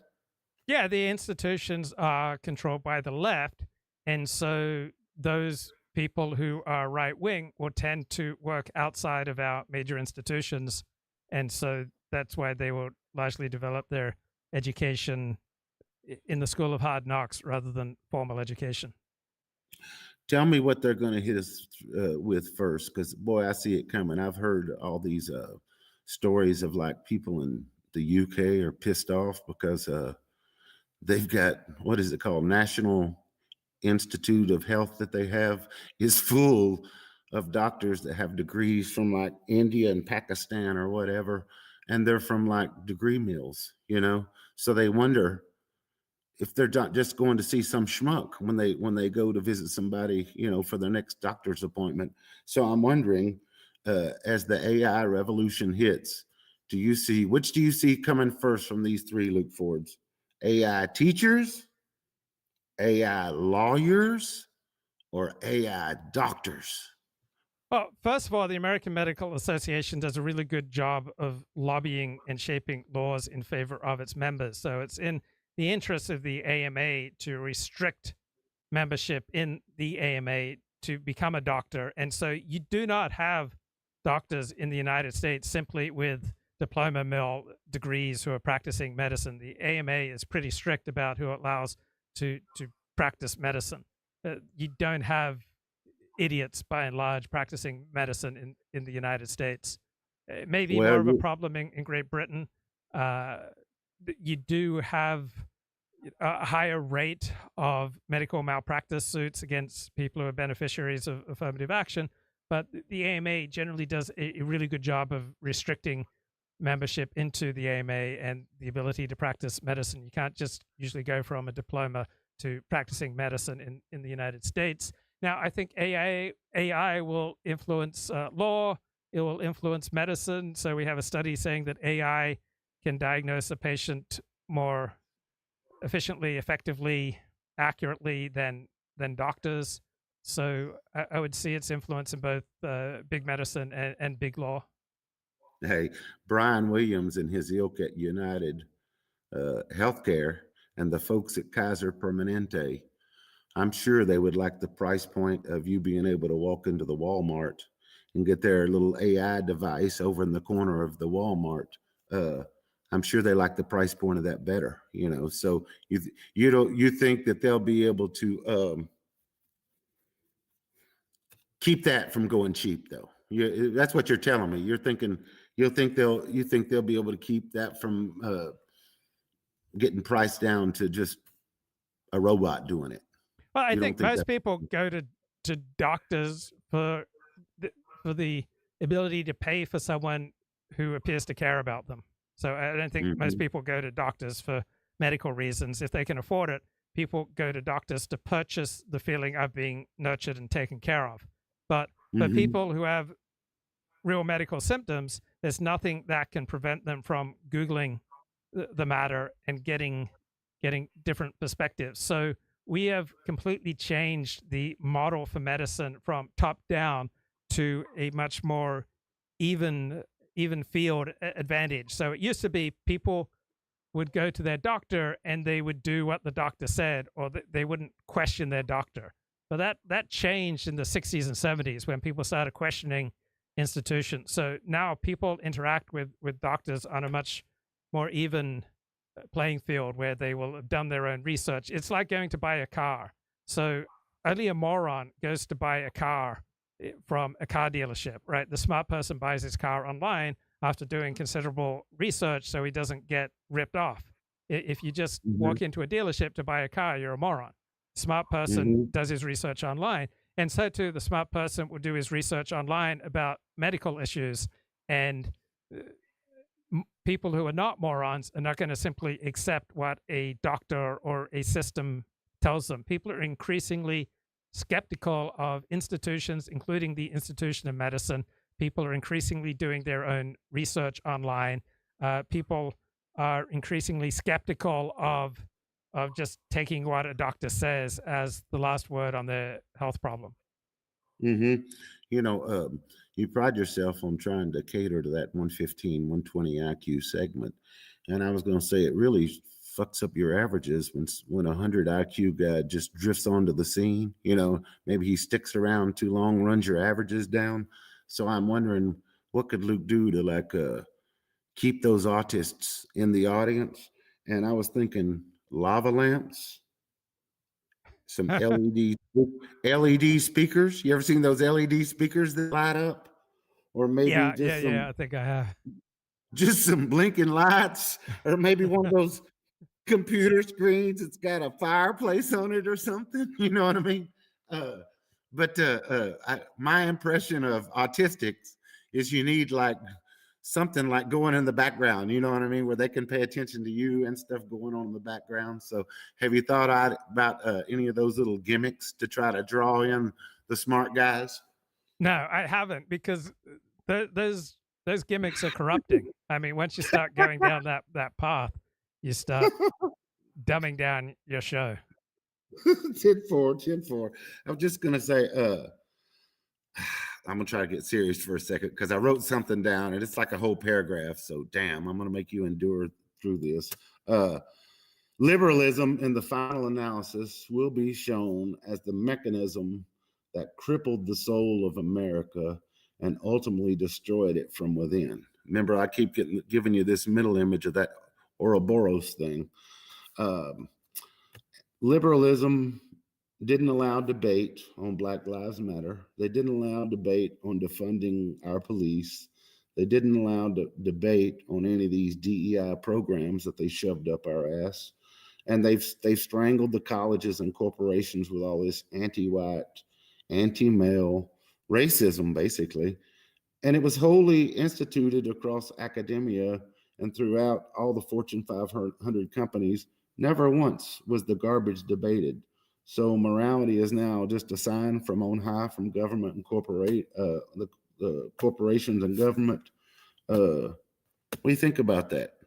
I think it's going to depend on the situation. There are situations where liberalism is simply more adaptive. So the anti-vaxxer contrarian strategy is a poor strategy. Those people died at disproportionate rates compared to people who got vaxxed. So overall, in the response to COVID, liberals and people who followed public health advice were better off than those who defied it.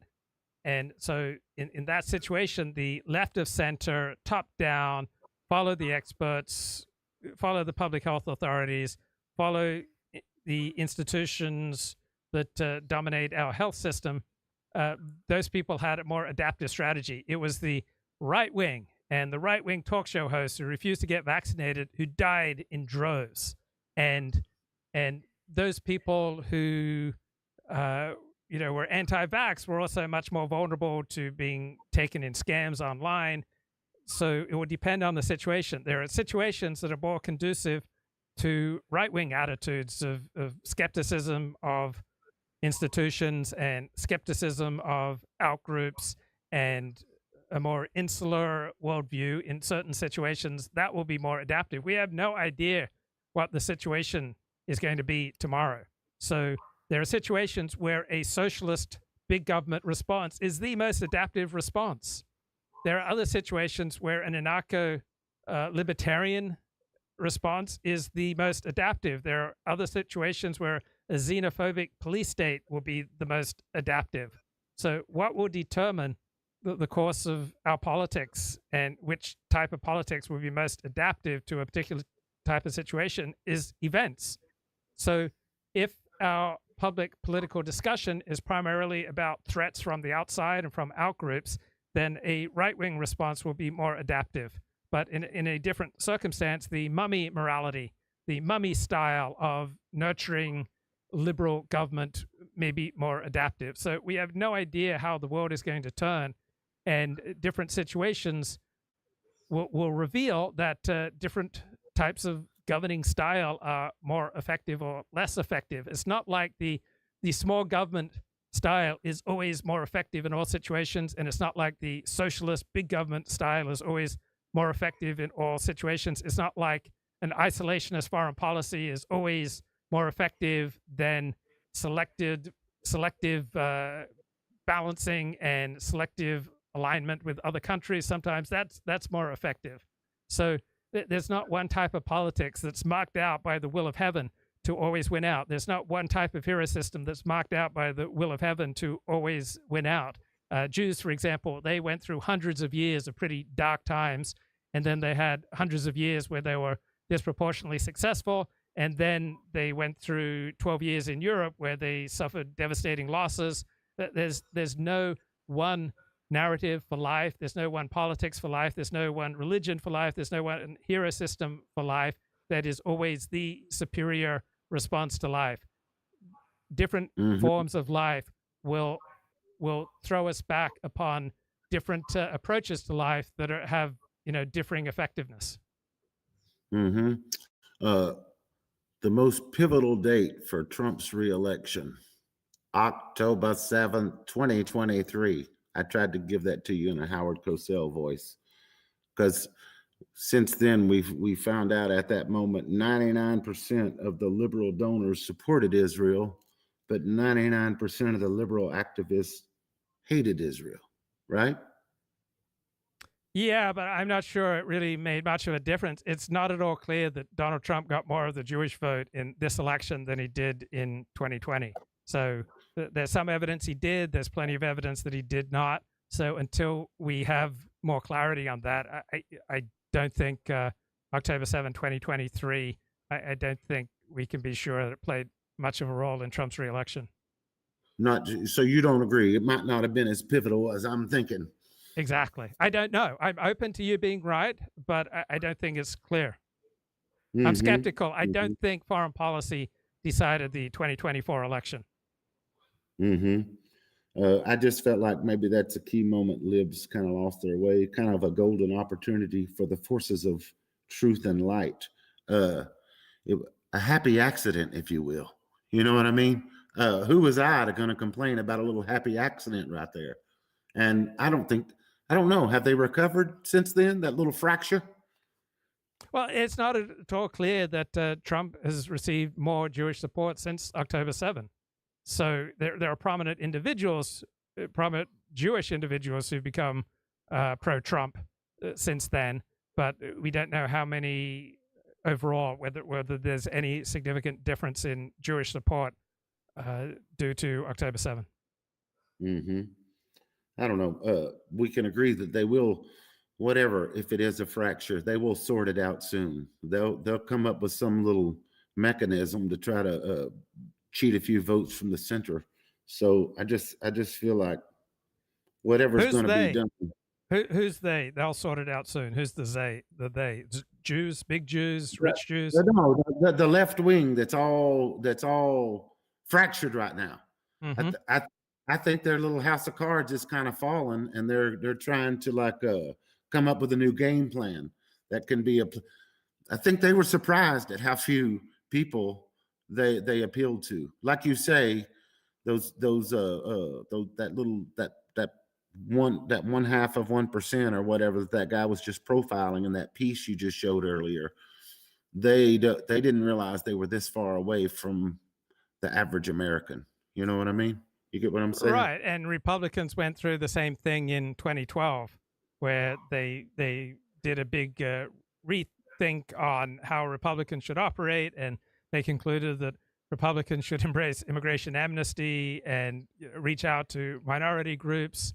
And losing groups tend to reconsider how they're doing things, just like losing people. Like when I go through a series of losses in my own life, when I go through humiliations, when things don't work out as I expected, I become sad, even depressed, and I reconsider how I'm doing things. And I think through in my mind a different strategy for going forward. And then I, in my mind, I play out how this different strategy might work out. And after a period of ceasing to exert myself on the world and just playing things through in my head, then eventually I decide on a new approach to life, and I get out there and I try something new. And if I win with the new approach, then I keep doing it. And if I keep losing, then I stop and I'm sad and I think things through, and then I try something else. Mm-hmm. You know, again, to go back to a subject you were willing to indulge me on last time, the narcissist thing. You claim to be a narcissist, but a true narcissist that has all your time that you have on YouTube and elsewhere, you would have a publicist, you would have a PR guy, you would be the face of Crest White Strips or something. You've never taken it to that level though, huh? No, and narcissism is primarily situational. It's rarely a permanent condition. So there are circumstances that are conducive to me operating with narcissistic tendencies, meaning I want your admiration. Mm-hmm. And then there are other circumstances that will militate against operating that way, because other people will usually resent it when you're obviously seeking out and trying to manipulate people's admiration. So, right. So most narcissists are not narcissists as a condition. They are narcissistic in certain circumstances, and then when the situations that they find themselves in change, they quickly don't use the narcissistic template because it's not adaptive to a change in circumstance. You're not going to do a live stream. You're not going to speak publicly if you don't have some narcissistic tendencies. But if you have too intense a narcissistic tendency when you're speaking publicly, that will be maladaptive. So probably being a 5 out of 10, 6 out of 10 in narcissism is adaptive when doing a live stream like I'm doing right now. But in a workplace, usually if I'm in a relatively lowly role, then operating with a 1 or 2 out of 10 will be far more adaptive for me. If I were to conduct myself in a typical workplace with a 5 out of 10 in narcissism, that would be maladaptive. That would cause me to be unpopular with my coworkers. I'd get on the nerves of my bosses. But if I didn't have considerable narcissistic tendencies, I wouldn't even do a live stream. I wouldn't want people to listen to me or to watch me. Right. Did you, those PR people, you don't believe this as much as I do, but those PR people can do magic, Luke Ford. I remember when like Amy Schumer was just like she was a comedian, but she was like a club level comedian. And then all of a sudden she had like a PR team, and she was on everything. And then all of a sudden it was like America, all of a sudden after, I don't know, 2 years of the shit, that America was like totally rejected. It was like, wait a minute, we just all figured out she's not funny. You shoved her right up our ass. We took it for about 2 years, but we don't think she's funny. Did you not notice how there was like magicians running her PR that foisted her right up into the spotlight? Did you pay attention to when she rose to fame a few years back? Only a little bit, because I never found her amusing, but she's highly connected, right? She's got a lot of powerful family, extended family and friends, and if she had the right fixers, then they can do miracles. So I know people who paid for publicists who got them on all sorts of TV shows. So I could do the same thing. You can hire a publicist for $2,000, $3,000, $5,000 a month, and they'll get you on TV. Mm-hmm. So you're saying there's levels to this narcissist thing. Not everybody is a level 10. You've still got a ways to go, huh? I'm saying it's not a condition for most people. It is situational. And so I had higher levels of narcissism operating in my life in the past. So I remember when I was a kid, when I was around a particular family that sort of semi-adopted me, and I was with them during the summers, I was not a big fat narcissistic jerk, because my needs were getting met by being an honorary member of this family. But when I would go home, my home just felt so cold, and my situation just felt so cold that then my narcissistic needs for admiration became big, because I wasn't getting fed in my normal life. And so I would become much more histrionic in my attention seeking. Then let's say I'd get a girlfriend and she would meet many of my needs. And so I didn't need to engage in this histrionic attention seeking. So my narcissism levels would vary dramatically depending upon my situation. The more isolated and lonely and bereft I felt, the more histrionic I would be in my narcissism, in my attention seeking. The more I was connected to other people, the less need I had for those absurd levels of attention seeking. Mm-hmm. I always enjoy the talks with you, Luke. Have a good Thanks, rest bro. of your Sunday. I'll be listening. Thanks, See you, bro. man. See you. Talk to you later. Okay, here's Ezra Klein on good government. Model. You work to remove constraints. You work towards enablement and capacity building in that agency.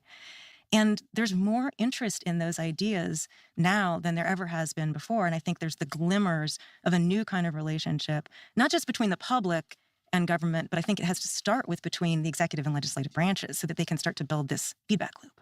Is trust possible, though, Steve, when the institutions are so lopsided in terms of who is part of them? I mean, you were talking a minute ago about the way minoritarianism and the sort of control of these institutions and the staffing of them by a fairly ideologically narrow slice of the country weakens them.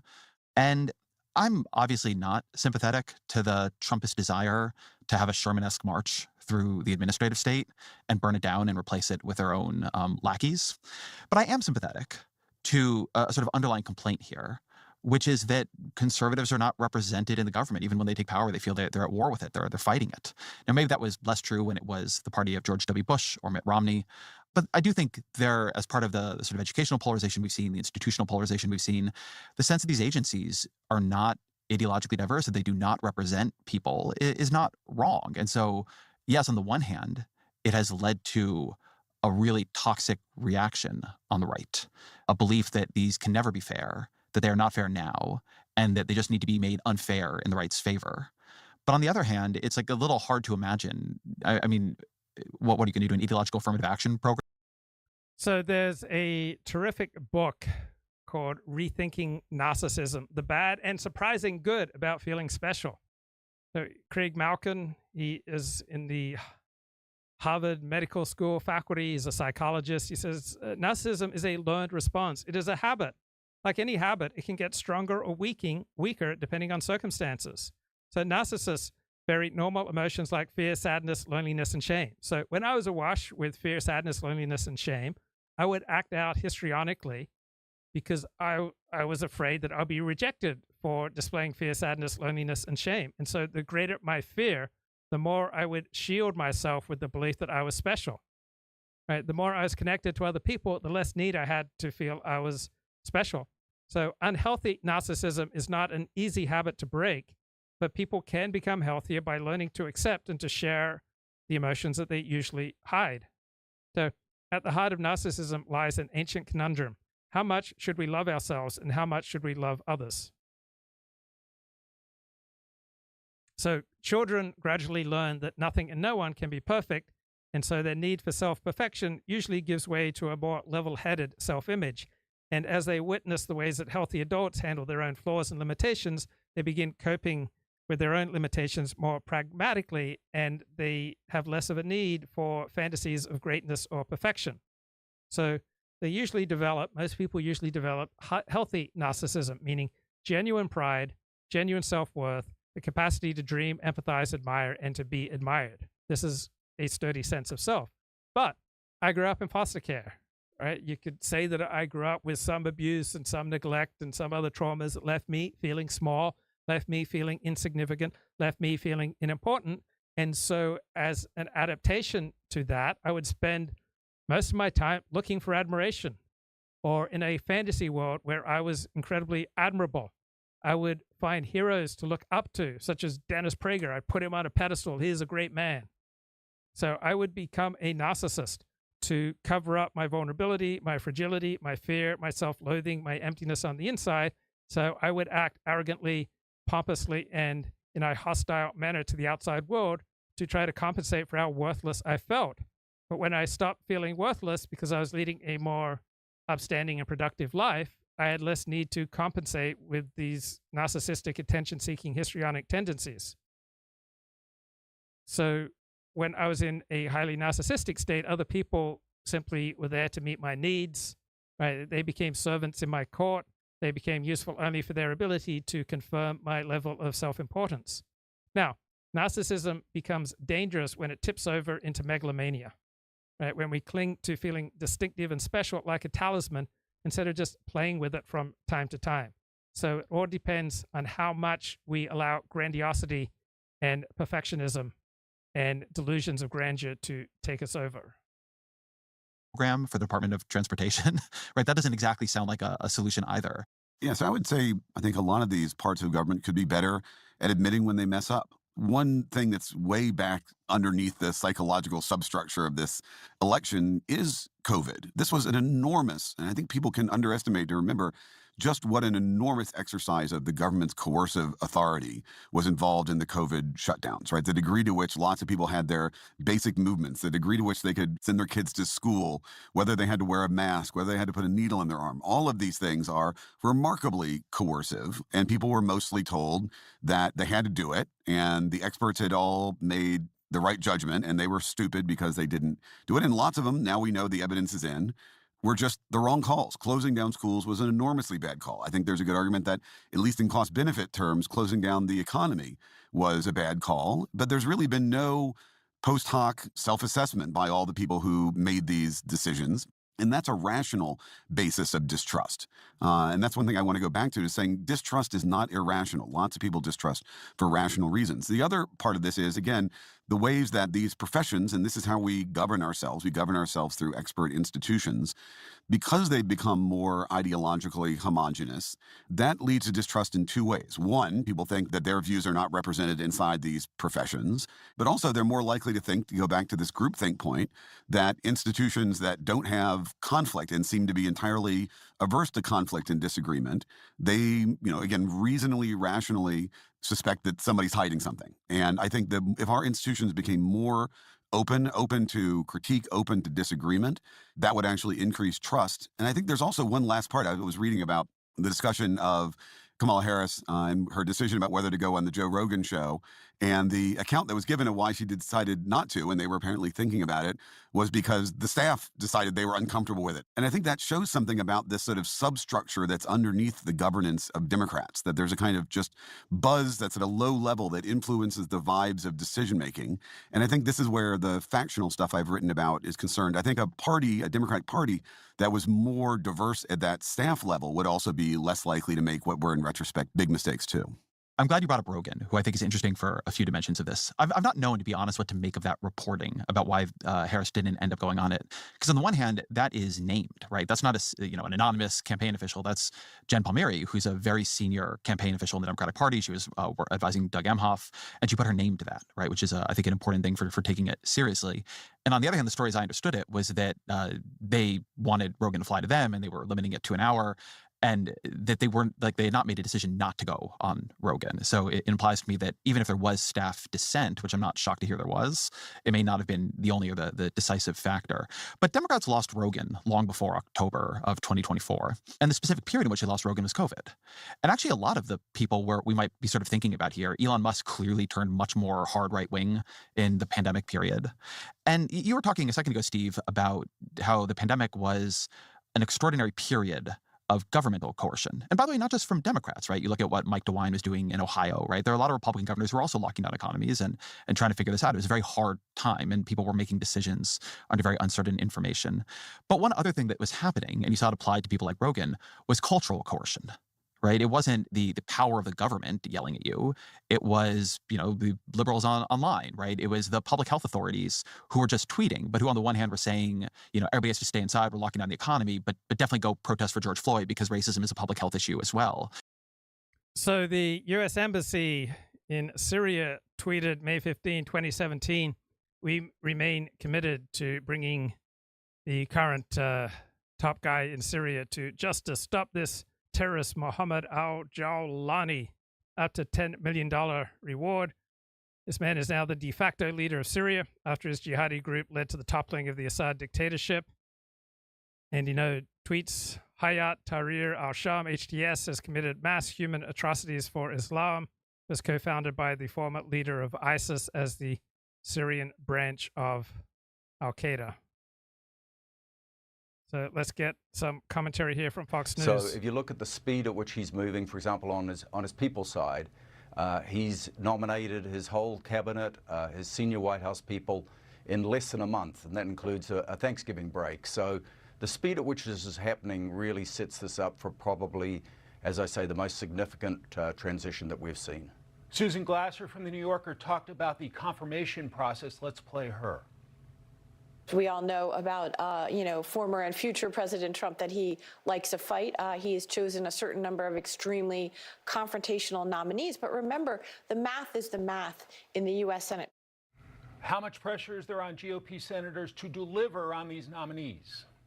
Yes, so President Trump came in with a decisive victory in the election. So that gives him a lot of political power to push through just his policy agenda and his people. So I expect there's a lot of pressure on them. Now, what I also I'm really impressed by what President Trump's done, and I had the advantage of working with him for 4 years, so I know of one thing there is, he's decisive, is how quickly he has made those nominations, and also how quickly he's moved on.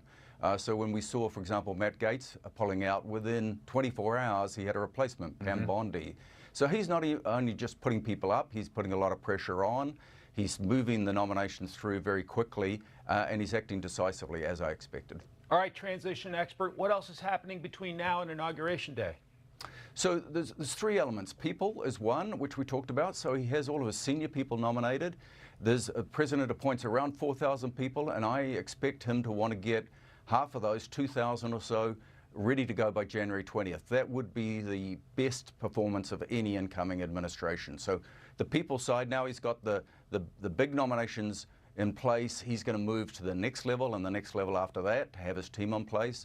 Foreign policy, as you've seen in your opening segment, President Trump inherits a number of messes around the world, and so I would expect him to start to move.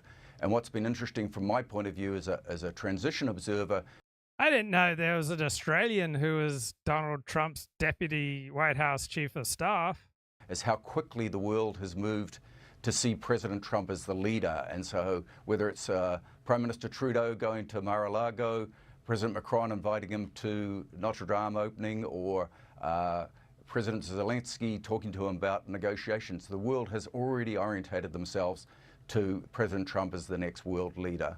And the last thing that you expect to see between now and January 20th is the beginnings of his domestic policy. Now that happens behind the scenes a lot more than the other two, but there's a lot of work I know going on. But his executive orders, you'd expect to see a big wave of those, legislative program, and then of course on top of that there's DOGE, where there's a lot of excitement.